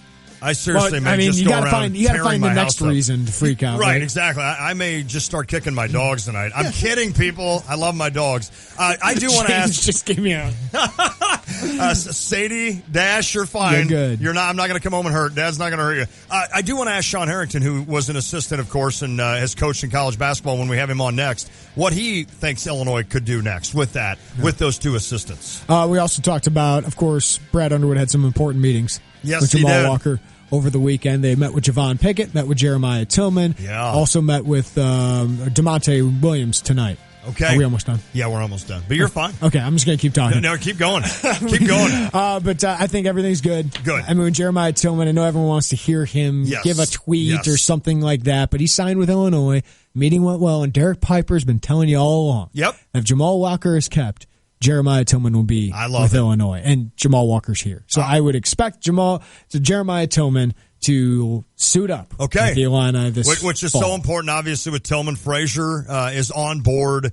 Mark Smith is still that guy, they met with him over the weekend as well, and he's got a big sell, Brad Underwood, to Mark Smith. This kind of offense, I think, fits Mark Smith, who can handle the ball, can score really well. He's always had a attraction to Illinois, but there's other schools involved. Sure. Kansas State, Ohio State have been long at the top of his list, so I think those schools are ones that consider. Butler is involved, Northwestern's involved, so you're going to have to go and win this one. And I think he's always been attracted to Illinois, and his family has. Right. But now Underwood has to sell it while these other coaches are as well. Fly on the wall if we could have been there for this. And of course, as you mentioned, they will meet with DeMonte Williams today, and we'll see and hope that goes well. Have we heard any updates on DeMonte just in general? health-wise. I mean, he's doing his recovery. That's what you got to do. It's a long road. I mean, Illinois probably wished the injury would have happened either sooner or earlier so that he could have been more ready to play, or later so that they could do the recovery most of it. They could do it, right, instead of somebody else. But it'll be interesting that Brad Underwood, he's got a job to do now to go out and keep those recruits. All right, when we come back, Sean Harrington, ESPN college basketball analyst, he is going to join us, and then we'll finish the show today with Crosstalk with the 200 level. That's Carp and Breitweiser. We'll do that, see what they've got in store for their show tonight, the 200 level, which airs from 6 to 7 right here on ESPN 93.5. Hey, Busey backs our neighbors with a solid promise to reinvest in our communities one project at a time. They're committed to helping students achieve their dreams of going to college through what's called the Community Reinvestment Act, the CRA scholarships. Busey provides 2 $1,000 scholarships to support the academic endeavors of low to moderate income students with a desire to continue their higher education. Now, if you want to qualify for these scholarships, the applicant must be this: a resident of the county for the past 3 years, also a high school graduate or equivalent, and must be eligible for admission at a college or university approved by the scholarship committee. Now, you can visit the CRA scholarship page on Busey.com to apply, and you need to do that before April 30th of this year. Again, that's the CRA scholarship page on Busey.com. They will give 2 students $1,000 to better their career. Busey is a proud partner for purpose and progress, a lot of P's, in the community they serve. Visit Busey.com to stop by one of their many convenient locations today.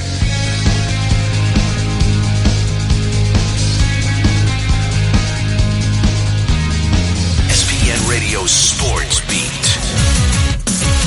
From Charlotte, here's Dari Noka. So we get 1 blue blood, 2 first-timers, and 1 programmer who hasn't been there since the 30s. Those are our Final 4 teams. Kind of makes sense that it's in the desert, since some might think that 3 of these 4 programs are lost. And I love it. It's going to be so good. Maybe most of America would love a Final 4 full of blue bloods, keep North Carolina, and add to it Kentucky, Kansas, and UCLA. Well, tough. This is way better. Stories are everywhere. Oregon lost its best rim protector weeks ago, was left for dead, and ran through the Midwest Regional, blasting Kansas in front of a Jayhawk crowd in KC. The day after Selection Sunday, I blasted the selection committee for giving Gonzaga a 1 seed. Whoops. I'll take that humble pie now. Not only are they in their first Final 4, but they've got a great shot at getting to Monday night. Or am I counting South Carolina out too soon? Yeah, probably. That's my bad. 3 times in this tournament, they've trailed at the half. They've won them all. And after 0 NCAA tournament wins since 1973, they have 4 this year. Welcome to their first Final 4. It's so good I haven't even gotten to UNC yet. So give me 60 seconds. This is Pete's yard, and Pete's happy that winter's finally over. Still, winter's damage is done and has left Pete's yard withered and weak. But Pete knows all he needs is Scott's Turf Builder Lawn Food. It greens and thickens lawns to help crowd out weeds. Guaranteed. Just 2 simple feedings, 1 now and 1 later this spring. So Pete can easily take his grass from hungry to healthy. This is a Scott's yard. Pick up Scott's Turf Builder Lawn Food today. Howdy, folks. KFC's Colonel Sanders here. Now, you might think keeping gold safe in a bank is the right thing to do, but you're wrong. Instead, exchange your gold for KFC's delicious new Georgia Gold chicken. The tangy honey mustard barbecue taste of Georgia Gold is way more satisfying than real gold. And only Georgia Gold is available in extra crispy chicken, extra crispy tenders, and a new chicken little sandwich. Try it today at KFC. It's finger-licking gold. At participating KFCs for a limited time only. Prices may vary. Tax extra. I documented the great stories headed to Phoenix, now to the Blue Blood, who's headed to its 20th Final 4, North Carolina. Know what awaits the Heels and more specifically head coach Roy Williams? Pressure. He isn't known for winning when it most matters, though he has led North Carolina to 2 national titles. But ask any UNC fan, and 2009 was way too long ago to have its most recent title. I know. Sick. Roy's a champion, but folks are quick to consider him anything else. Wait till you hear what happens if his Heels don't win this one. Oregon isn't getting the respect it deserves, and if the Heels win that one, they can't be the team that Gonzaga or geographic rival South Carolina beats for title number 1, right? Oh boy, that's pressure. With the ESPN Radio Sports Beat, I'm Dari Noak. Our Champaign County nursing home failed a recent public health inspection. They've been fined for inadequate care. Medicare has dropped them to a 1-star rating, and over 80 beds are empty. Seniors in our community deserve better. We've given the politicians who run the home over $37 million and now have the worst-run nursing home in the county. Now they want more money but refuse to make changes. We need to take the nursing home out of the hands of politicians and put it in the hands of a responsible organization that knows how to manage care for seniors. Opponents of a sale are spreading falsehoods. If the nursing home is sold, not only will no one be kicked out, but more seniors will be helped and the quality of life will be improved for all. It's time to stop the political games and bring in professional management. On April 4th, vote no on the property tax hike and vote yes to sell the nursing home to someone who will give our seniors care they deserve. This is paid for by Save CCNH. Vote to sell. Check out the new BMW of Champaign. It's not like the old Twin City. They have new on-site local ownership since 2013, along with a new state-of-the-art facility. With a Customer First Service Award winner for 2015, BMW of Champaign does business your way. Yes, they have tons of cars. Yes, they'll get you what you want. Yes, they discount, deal, and even pick up and deliver. So stop in, ask for Ben, and give BMW of Champaign a look. BMW of Champaign at the corner of Neal and Burwash in Savoy. Coach Mike Ditka is not just talking sports. What will he say next? Hear him here Monday and Friday mornings from 7:30 to 8 with Brother Johnny and me, Stevie J, on ESPN Radio 93.5.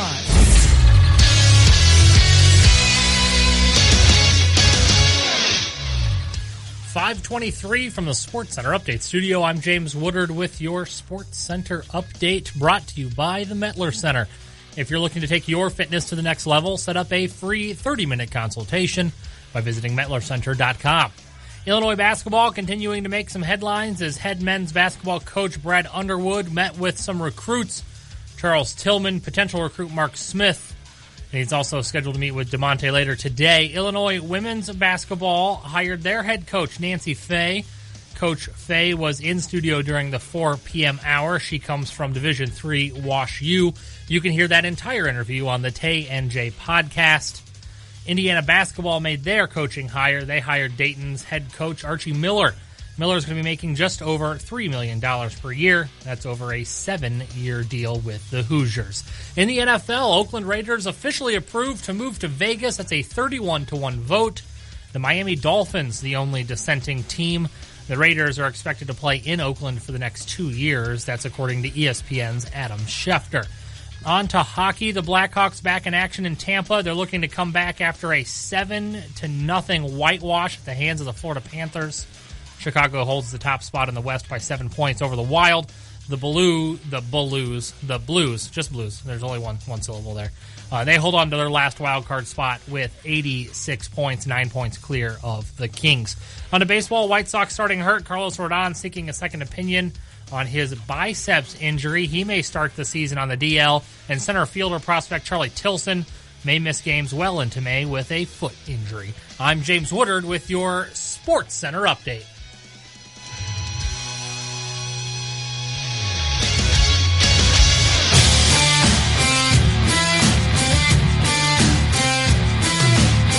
Thank you, James. It is the Tay and J Show, ESPN Radio 93.5. Lonte, Jeremy Warner. If you'd like to weigh in your thoughts, you can text them to the Chief Bauer text line at 359-2255. Somebody just did that and asked if Brad Underwood has met with Peanut Tillman yet. I don't know what that means. I don't know. Also, the fact that you can call us on that same line, 359-2255, but don't do that right now, because James Woodard here in a second is going to call Sean Harrington, ESPN college basketball analyst, who's going to join us to chat some NCAA tournament. So this weekend, my wife had to work Saturday. Wow. And then Sunday, she just had a day. Like, she scheduled it where she gets a day to do whatever the heck she wants. Good for her. And I was happy to do that for her because she deserves it. Good for her. We survived. You did. Torin and I survived. Is it getting a little bit easier? Yes, it is. Yes. He's getting a lot more fun because he's getting a lot more independent. Yes. I don't have to dote on him every second. I love it. So now he's crawling around everywhere, and he'll just entertain himself, find a toy, play with it for a little while. This is awesome. Then come close to Daddy and play, and we'll do whatever. But I can sit on the ground, watch a little TV with him or whatever. But yeah, he's getting a little bit more fun. But now he's got this walker thing. Mm-hmm. Like he couldn't. Oh, I've seen it on Facebook. He couldn't walk like more than not that walker. Oh, this is a different Batman. one. This is a new one where he just leans on it and walks. Wow. All of a sudden, my mom got there yesterday, and we started saw those pictures. going back and forth with it. He's like in a day, he went from can barely walk on this thing to now he's going across the room back and forth.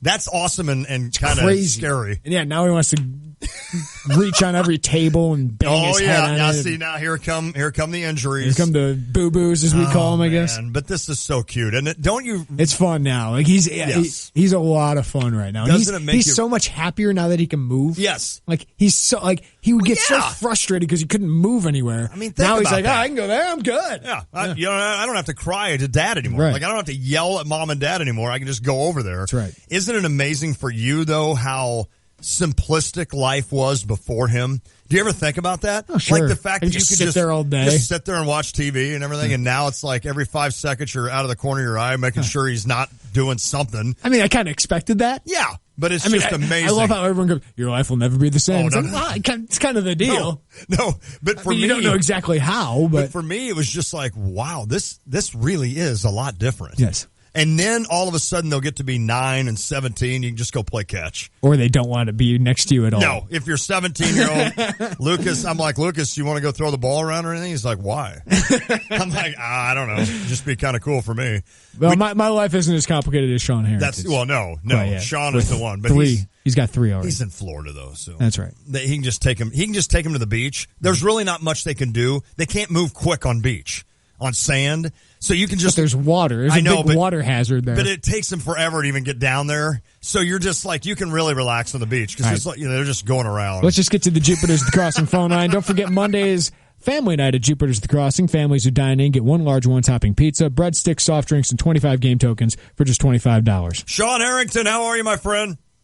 I'm doing great. How are you guys? We are good. Have we talked to Sean? We did talk to Sean since the Brad Underwood hiring. Yeah, we did. Yeah, I was going to say, I'm like, I need to refocus all this on the Underwood hiring. But I want to ask you, Sean, about the Archie Miller hire for Indiana. That's a big name that's been out there for a while, and everyone's wondering who would be on his list, which schools are on the short list. But what do you make of that hire for Indiana? Yeah, I think it's very good. And obviously he's proven himself at Dayton, and the track record speaks for itself. A lot of success, and it's not only success in the NCAA tournament, but it's success over the season. So he's done it consistently, and he's really done a good job building the culture and identity there in Dayton. And obviously they're going to miss him there, but I think it's a good hire for Indiana. It really is. You're looking for stability and a guy that can build a program. He can do that. And first of all, I obviously with Tom Crean, I don't know if they needed to make a move yet, but obviously they felt they needed to, and you win 2 out of 2 Big Ten championships in 4 years. I think you're doing something right, but obviously it just wasn't the greatest fit between Crean and the administration, or Crean and fans, or whatever it may be. But if you're going to go get somebody, I think they got a good one. Sean, we talk all the time about Illinois, the challenges of the Illinois job. What are the challenges of the Indiana job? Yeah, I think it's expectations. It's what we just talked about. Is you win 2 out of 4, the Big Ten title 2 out of 4 years, and the next thing you know, you're looking for a new job. So at Indiana, I think when you have 5 banners hanging behind the basket, and everybody's looking at them, you expect to get those, and you expect them to come often. And it's a difficult thing to do, but that's what the fans expect there. They expect Big Ten titles, they expect Final Fours, they expect national championships, and if you don't deliver on that, then you're going to be in trouble. So the expectations are extremely high, and you have to produce, and you have to reach those expectations. Sean, ever since this Saturday morning show, and Steve Alford showed me where to set up basically chairs on the driveway to learn how to shoot and learn how to do stuff, I've always thought Steve Alford would be the next coach at Indiana. Why won't that work? Why won't it work on either his end or theirs? It's probably just a personal thing for him. I think sometimes people overestimate maybe the quality of where you're living. And obviously the basketball is a job, and he made it very well known that he is very happy, not only at UCLA, but with the LA lifestyle or the California living. And so his family's very happy. Kids obviously went to school. He's got a daughter that's coming up as well. And I think sometimes people underestimate that. And it's his alma mater. He always want to go back, but I think sometimes when you find a good situation, you realize there are good jobs out there. There's places where you can be happy, and if everything he said is true after the game, you can understand that. He's living in California. He likes that lifestyle. He likes where they're located. The family's real happy. It's hard to up and move your family if everybody's happy and then things don't work out. So, and he feels comfortable. Obviously, a good year for them this year. He's got a really good recruiting class coming in next year. So it feels like he can kind of keep momentum going there as opposed to maybe starting all over, even though if he came back, I'm sure he would have the eyes and ears of all the high school coaches in the state of Indiana. He's Sean Harrington, ESPN college basketball analyst. Follow him on Twitter at SMHarrington24. So it's kind of like the presidential transition. We have the coaching transition here at Illinois with Brad Underwood as he tries to get his staff together. And we got one in place with Jamal Walker so far. But Sean, you're part of this rat race that's college coaching. And I know the Final Four is always a big weekend where it's kind of a feeding frenzy of people trying to find jobs. What is this like right now? If you're an assistant coach, even a staffer, a support staffer. Yeah, it's the best time of year for all the fans to watch March Madness. It's the absolute worst time if you're a coach, and it really is. Your eyes and ears are on every single job that just opened. You try to figure out every single coach that just got a job. Do I know him personally? Do I have a relationship with somebody that knows him? Can I move up in the profession? Can I move out into a different situation that may be better for me or my family? And it really is. The Final Four is guys scrambling, trying to get a lot of handshakes in, trying to get a lot of conversations in with guys who maybe just got jobs. They're trying to get the ears of a guy that knows a guy that just got a job. And again, it's where's your family going to be uprooted to next year, or are you staying put? And it's kind of a sight to see. If you ever have an opportunity to go to the Final Four and you go to the headquarters and you go into the lobby, you can just see everybody congregating and just the movement that's going on, and very interesting to see who's talking to who, and guys that maybe are trying to get a move or guys that are happy with where they're at. But it is a very difficult time for a coach or someone that's on the staff that's looking to try to move up or move on to get into the right places and get into the years of the guys that are making decisions. Sean, you got here to Illinois, and I think after 1 year, 1 or 2 years, Lon Kruger leaves for the NBA, and you have Bill Self come in. What's that like for a player, the first couple weeks, and how quickly do you get to learn that coach and kind of his different style? Yeah, it's a hard situation for a player, and for us it was after my freshman year, and for us it was kind of unique because school was out. So we were all at home when it happened, because obviously we had a very good year. Lon was doing terrific at Illinois, so it wasn't a firing or anything like that. He was moving on to the Atlanta Hawks. So that was a very kind of late notice. Obviously, all those coaching changes are taking place now. If you don't have somebody hired by next week, you're way behind the game in the college realm for next season. So we're all at home and you get the call, and all of a sudden it's the guy that recruited you to bring you in to play his style, play his system, a guy that you like and respect and wanted to play for is gone. It's a scary time. Is the new guy going to want me? Is the new guy system going to fit well for me? What are my teammates going to do? Is anybody else leaving? And we weren't together, so it was very difficult. I just remember making a lot of phone calls to players after we got the news and kind of getting their opinion, see what was going on. And I think it was about 2 weeks maybe before Bill Self came in. And again, we were still at home. So the summer session was just getting ready to start for summer school. We were all getting ready to come back, I think, the next weekend when he got hired. So we all came back a week early just to meet him and do all that. So, the next question is where do I fit with this new coach? Where do I fit with his style? And really, for us, I think it was unbelievable how competitive things got, because here's a guy now you have to prove yourself all over again.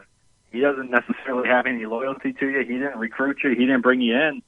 So we all felt like the starting spots were all up for grabs, and was he going to bring in guys that were maybe going to replace us? And I really think our intensity level got amped up quite a bit, not only in that off season, but going into the season then, September, October, November.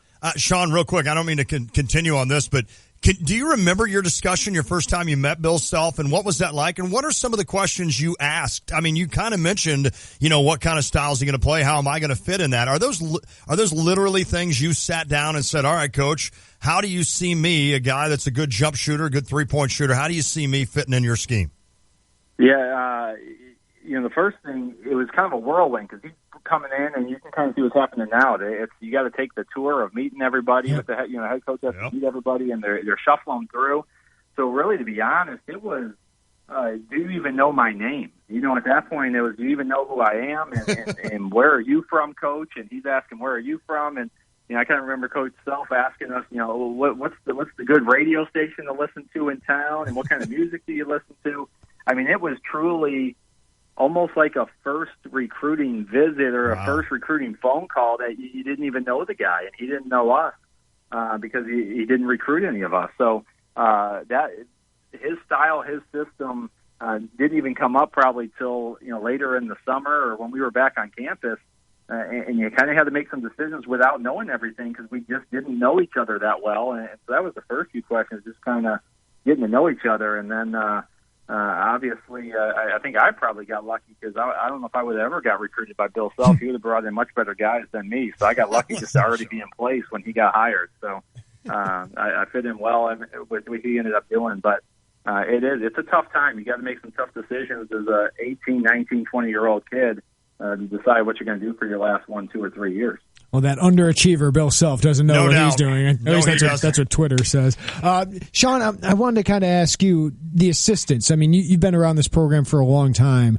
What do you think Underwood needs in assistant coaches? Yeah, it's guys that obviously, recruiting is number one, and it's, do you have some ties to, not only the state of Illinois, but if you just have a really good pipeline somewhere else, that's okay as well. And, obviously, when you take a look at just what happened in Illinois, and a guy like Billy Gillespie had the Texas pipeline, and so you end up getting Darren Williams, who completely changes the face of the program. And Kyle Wilson was a very good player. Things just didn't quite work out, and obviously he went to Wichita State and had some successful times as well. And just you start kind of opening up a gate there that you might never have had before. Norm Roberts did a very good job.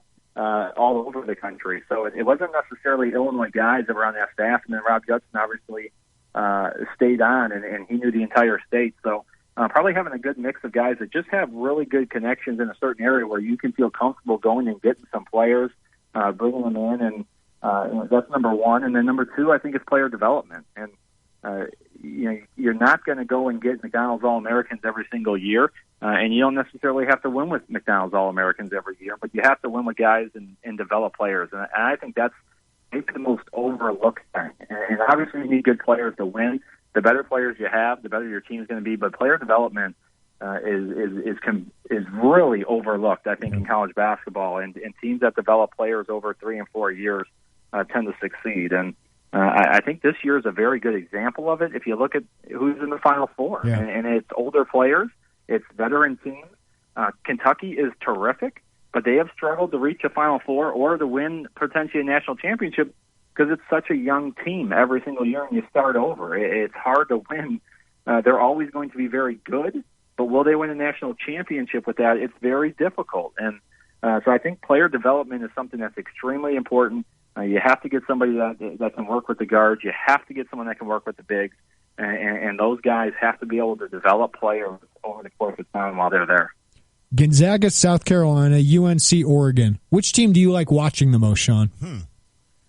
I've really liked Gonzaga the entire season. And it's just, I think it's a terrific story. I think Mark Few has done a terrific job the entire time he's been there. It's what we talk about all the time is everyone puts so much emphasis on March. If you're not in the Final Four, you don't have a national championship. People maybe say you're underrated or not very successful. And I like the way that they play. They're very unselfish. They move the basketball well. They're defending much better this year. I think it's a fun style of basketball to watch.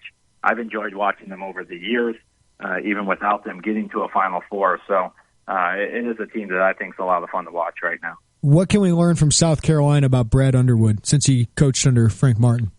Yeah, I think the identity is just glaring off the television every single time you watch one of their games. It's just pouring out of Frank Martin. The emotion, the energy, the passion that he is coaching with is incredible. And then you can really see it in the players. And obviously, South Carolina has no business being in the Final Four other than they are completely outplaying and out-toughing teams. And that's the only thing you can say. They're not more talented. They really struggle to score the basketball at times, but they defend extremely hard. They play extremely tough.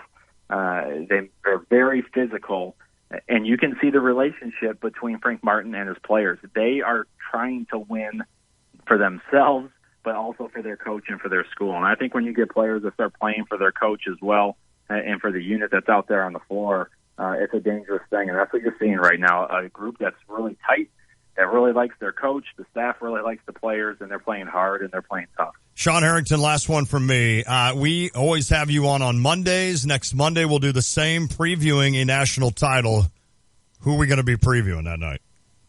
I really believe it's going to be Gonzaga and North Carolina, and it's probably the two obvious choices, but throughout the course of the year, they've been the two best teams. Yep. And it's the two teams that I think can score, and then Gonzaga's been defending much better, and when North Carolina locks in that defensive end a little bit more, they're really tough to beat and really tough to get past. So nothing would surprise me at this point in the NCAA tournament from what we've seen, but I would be a little bit surprised if it's not a Gonzaga-North Carolina championship. Sean Harrington, great stuff. ESPN college basketball analyst. Follow him on Twitter at SMHarrington24. We'll do it again next week, my friend. As always, appreciate your time. All right. Thanks, guys. Have a great week. You too, Sean. Good stuff. Want to get this out before we do crosstalk with the 200 level.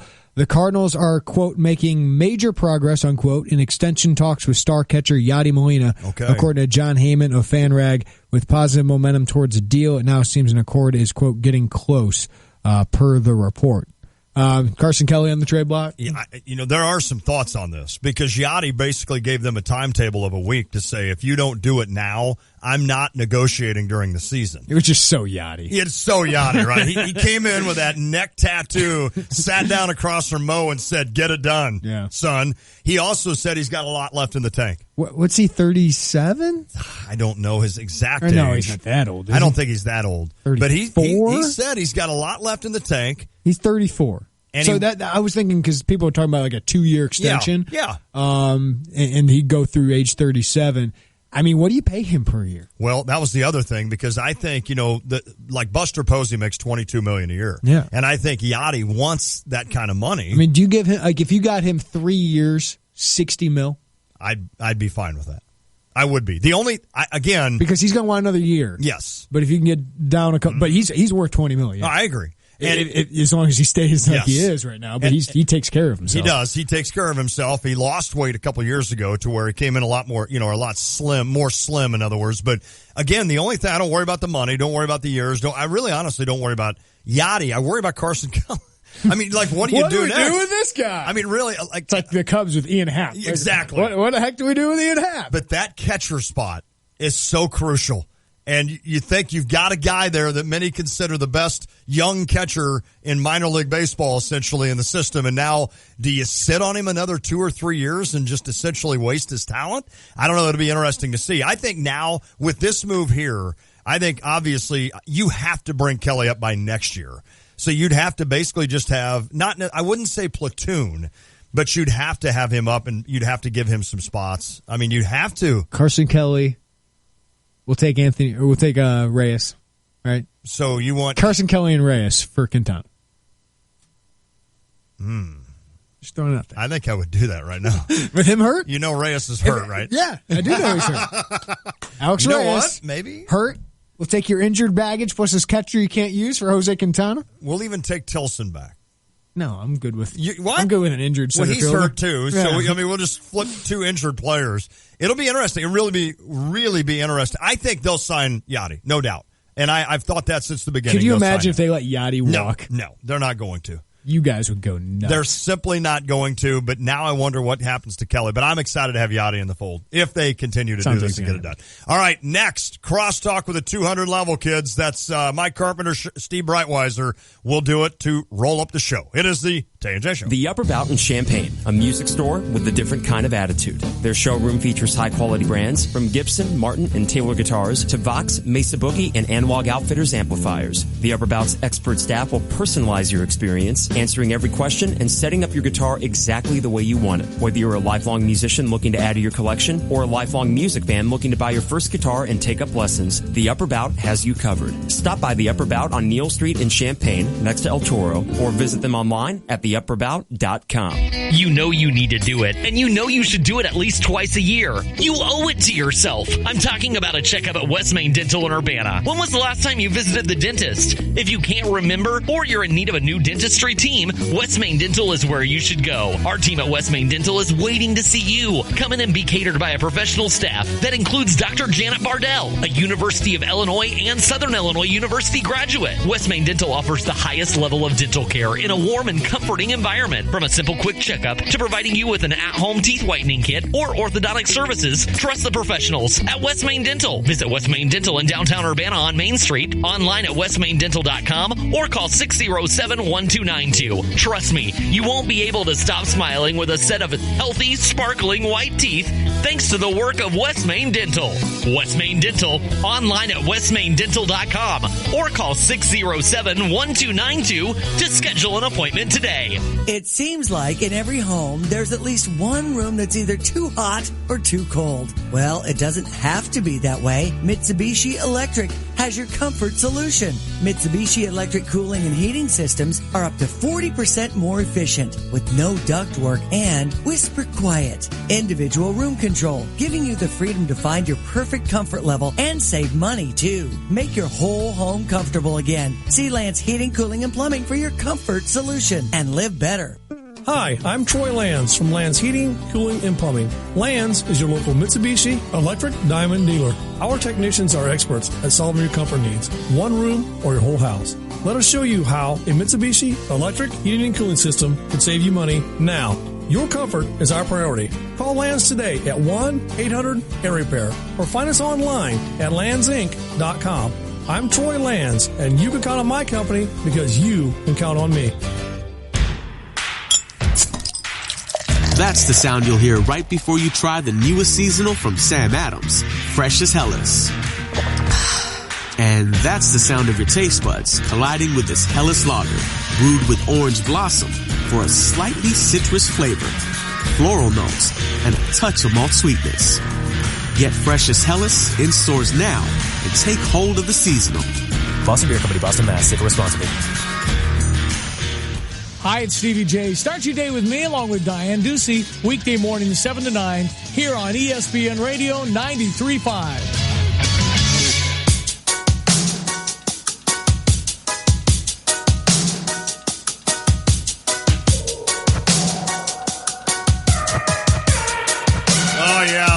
Bosses you can't stand. 359-2255. I enjoyed that WAND chat. Steve Breitweiser and Tay. Just going off on a former boss. Oh, boy. Not really even a boss, just it's an owner. So if the people only knew, Lon. Right. That's all I would say. So Michael Carpenter, Steve Breitweiser, we got the 200 level. Last week was the welcome Brad Underwood. Yeah. All season's been about who the next coach is going to be. So now what?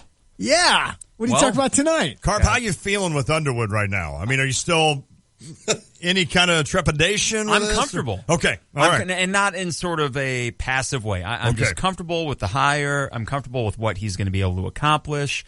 And now it is the micro, right? Yeah. Now it's getting the staff together, getting this recruiting class, figured out. And, patience is required, but at the same time, I think Mark Smith should be committed now. They should have all their staff members carb. Why has it not happened? Now, we are – what would the timetable be, realistically? Maybe 2-3 weeks that we have more resolution on things like that? I mean, the Final Four is a big weekend. Right. For anybody that even covered it, like you just see all the coaches out there. I mean, that's kind of where it all kind of happens. Though I expect this week to be a big week on that front. And then the recruiting stuff, I mean – unless you hear the signed guys say, I'm not going Right. to Illinois or I'm asking out of my national letter of intent, I just assume they're going to be here. Are we expecting, it seems like some people are expecting Jeremiah Tillman to hold a press conference saying he's still coming to Illinois, which would Right. effectively be the third time Yes. he committed to Illinois in Exactly. all of this. Exactly. So I don't know what they're waiting for there. I mean, the other one's Mark Smith, and that's the transfer market. He's the guy I'm waiting on. Smith, right? He's the one And that I'm you're going focused to wait on. a little bit. Sure. Because he's going to take some visits coming up. Sure. But, Steve, what's number one on your list right now? Well, I spent the whole weekend just, watching the games taken in the NCAA tournament. So I've kind of back to that mode, right? Yeah. Because I'm okay with it now. So everything's settled down. You're in your groove. But the thought that crossed my mind all weekend was, I love having this Conzo thing going on. And I love the start of kind of a border war recruiting, situation happening again, because I think complacency kills these programs around. The fact that they have stunk, and the fact that Illinois has been in the malaise that they've been in, now that you've got this energy again, I think it's going to raise both programs back up, because they're going to have a next-door neighbor, nipping at their heels and getting after them. And if they slip with a guy, the other crew is going to jump in and try to get after it. And then you throw even maybe Travis Ford in there a little bit if you want to. But I really, really like this all of a sudden, because I think it's going to make everybody better. I think just across the board, everybody gets better when this is going on like this. And before, there was just something wrong with it. I agree. I feel like it's back the way it should be now in all the spots. That game next year is going to be fun. Lit. I mean, you think about it, the Conzo thing with, them talking about, Illinois, he passed up Illinois. Well, there was never really a big offer. I mean, there was discussions, but that's different than an offer. Yes. But now getting Michael Porter Jr., I think that's great. I think it's good for Illinois that, like you're saying, kind of antes up their game.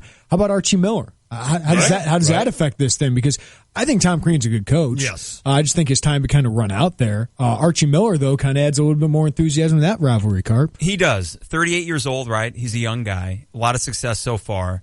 When Underwood was announced, I started doing that thing where you compare and contrast with the names that you had at the top of your list. And Archie Miller, for all the success he has had, home run hire is a term that gets thrown around a lot. He is very close to that. But at the same time, I don't think he's a proven commodity enough. Is he a home run? I don't think he is. Yeah. I think that it gets thrown around a lot, and if he would have been here, I would have been ecstatic. He would have been the young coaching candidate that you got on the up. At the same time, he's not a name that scares me like a Greg Marshall, which I feel like would have been that Bob Knight reincarnate over there. And Archie Miller might take his lumps. We'll see. I don't know, but it doesn't scare me to think that Archie Miller will turn them into a blue blood. At the same time, it is an upgrade, and it's something to consider when you talk about recruiting Indiana. And it's a good hire. Yeah. It's so weird what Crean was able to do, Steve, there. I mean, I know he had his ups and downs, and that ultimately, I think, cost him, but it's unbelievable what he was able to do in Indiana. It's not like the Illinois job where Gross didn't accomplish hardly anything in the last 4 years, and now you bring somebody in to replace that. You're bringing a guy in to replace Crean, and Crean had taken this program or had done some good things with this program, never got past the Sweet 16, though, and that's what Indiana wants. They want better. Yeah, and he cleaned up the whole Kelvin Sampson mess, right? But you don't get any credit for that after a couple years. It's like old news, and nobody wants to talk about it anymore, and that's done for. But I think the other interesting thing to me is I think if you look at Miller's style of play, and you kind of saw it on display in the NCAA tournament, it's slower pace. I mean, Crean was playing the way that I think, no doubt, you look some of the fan base, wants to be playing. So stylistically, I wonder if there might be a little bit of a clash with, it's going to have to come back to results. I know we talked about this with Tony Bennett. He plays the kind of the ugly, grinded out style, but it gets results. So you wonder if he's not getting the early results like that, how attractive is it going to be, and that kind of stuff. And I don't know. I think, over time there with Crean, you had a certain portion of the fan base behind him. And, the divorce like this gets a little bit messy. There's no doubt about it. So Brad Underwood obviously is going to go to a Final Four because Frank Martin did, right? Absolutely. But you know what? Yeah. Is it not a good recruiting tool? Yeah. I mean, and the timing with this, as you're going into homes, getting the guys that have already committed to the program, getting them to basically keep their word, get Mark Smith in the fold, that you can say, who are the two guys that coach above me? Frank Martin, Bob Huggins. And that style of play that we've seen in the NCAA tournament from both of those teams, I know the game against Gonzaga was ugly. It has to be exciting if you're a recruit. Absolutely. All right, boys. Who wins? Who's going to be playing next Monday night? Ooh, let's see. I would say North Carolina South Carolina. All Carolina. Be kind of cool, right? Who you got, Get Steve? the Zags in there, so give me UNC and them. I think Okay. it'll be the one seeds. Yeah, At the end of all of this will be Yeah. the one seeds. I tell you, isn't it funny? We just discount Oregon, and man, they're good. Got two really special players, and now they're good. Bell's playing his butt off, Without too. a doubt. Hey, thanks to our guests today, DA Points, Nancy Fahey, Illini women's coach, and Sean Harrington. Thanks to our interns, James Woodard, Harry Black, Tyler Knight, and Jack Long. 200 level, Mike Carpenter, and Steve Breitweiser are coming up next. I will see everybody tomorrow. It is the Tay and J Show. DP Dough is the original calzone company, and they cater all types and sizes of events, from office orders to private parties to entire visiting football teams. Everyone will be sure to enjoy something different than the same old sandwiches or pizza. DP Dough also delivers to nearly all of Champaign, Urbana, and Savoy until late at night. So give them a call or order online when you're hungry and no one else is delivering. With over 1 million calzones served since opening in 2006, DP Dough is sure to satisfy and fill you up. DP Dough, the original calzone company.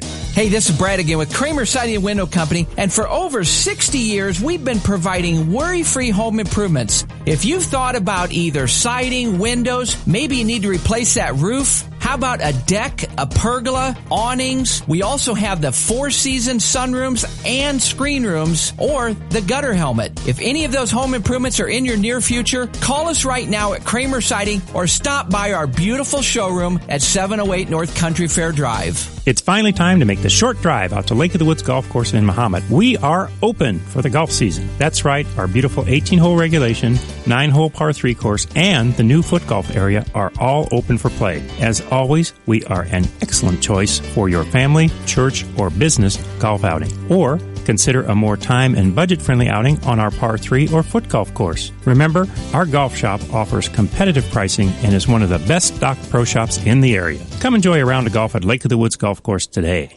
Guidance, trust, protection, service. It's the mantra of GTPS Insurance. When you work with GTPS, you'll never have to call an 800 number in a different state. You deal with people who live and work in our community and know it's important to your business. GTPS is your local source for business insurance, property, general liability, workers' compensation, and group health insurance, and they'll work with you to formulate the best package for the needs of you and your business. Contact a GTPS insurance agent today at 359-9000 or visit online at gtpsinsurance.com. The sounds of spring and the smell of flowers in the air, they all add up to Spring Green, America's neighborhood lawn care team. That lush green lawnscape is a result of a reputation earned through consistent performance. They become your favorite through quality service and professionalism. Spring Green will service and maintain your lawnscape with seeding, aeration, fertilizing, weed reduction, disease, and insect control. Now the ease and trouble-free convenience of Spring Green's professional lawn care's full program is yours at savings of 20% for new customers. It's backed by their guarantee of satisfaction. Over 32 years of satisfied customers reflect their commitment to Champaign-Urbana and the Mattoon-Charleston area. Call Spring Green at 217-359-2111 or online at spring-green.com at 217-359-2111. Live from the Habib BPC Studios, this is WSJK Tuscola, Champaign-Urbana, your home for the St. Louis Cardinals. Hey everybody, Mike Carpenter from the 200 level. Before we get going on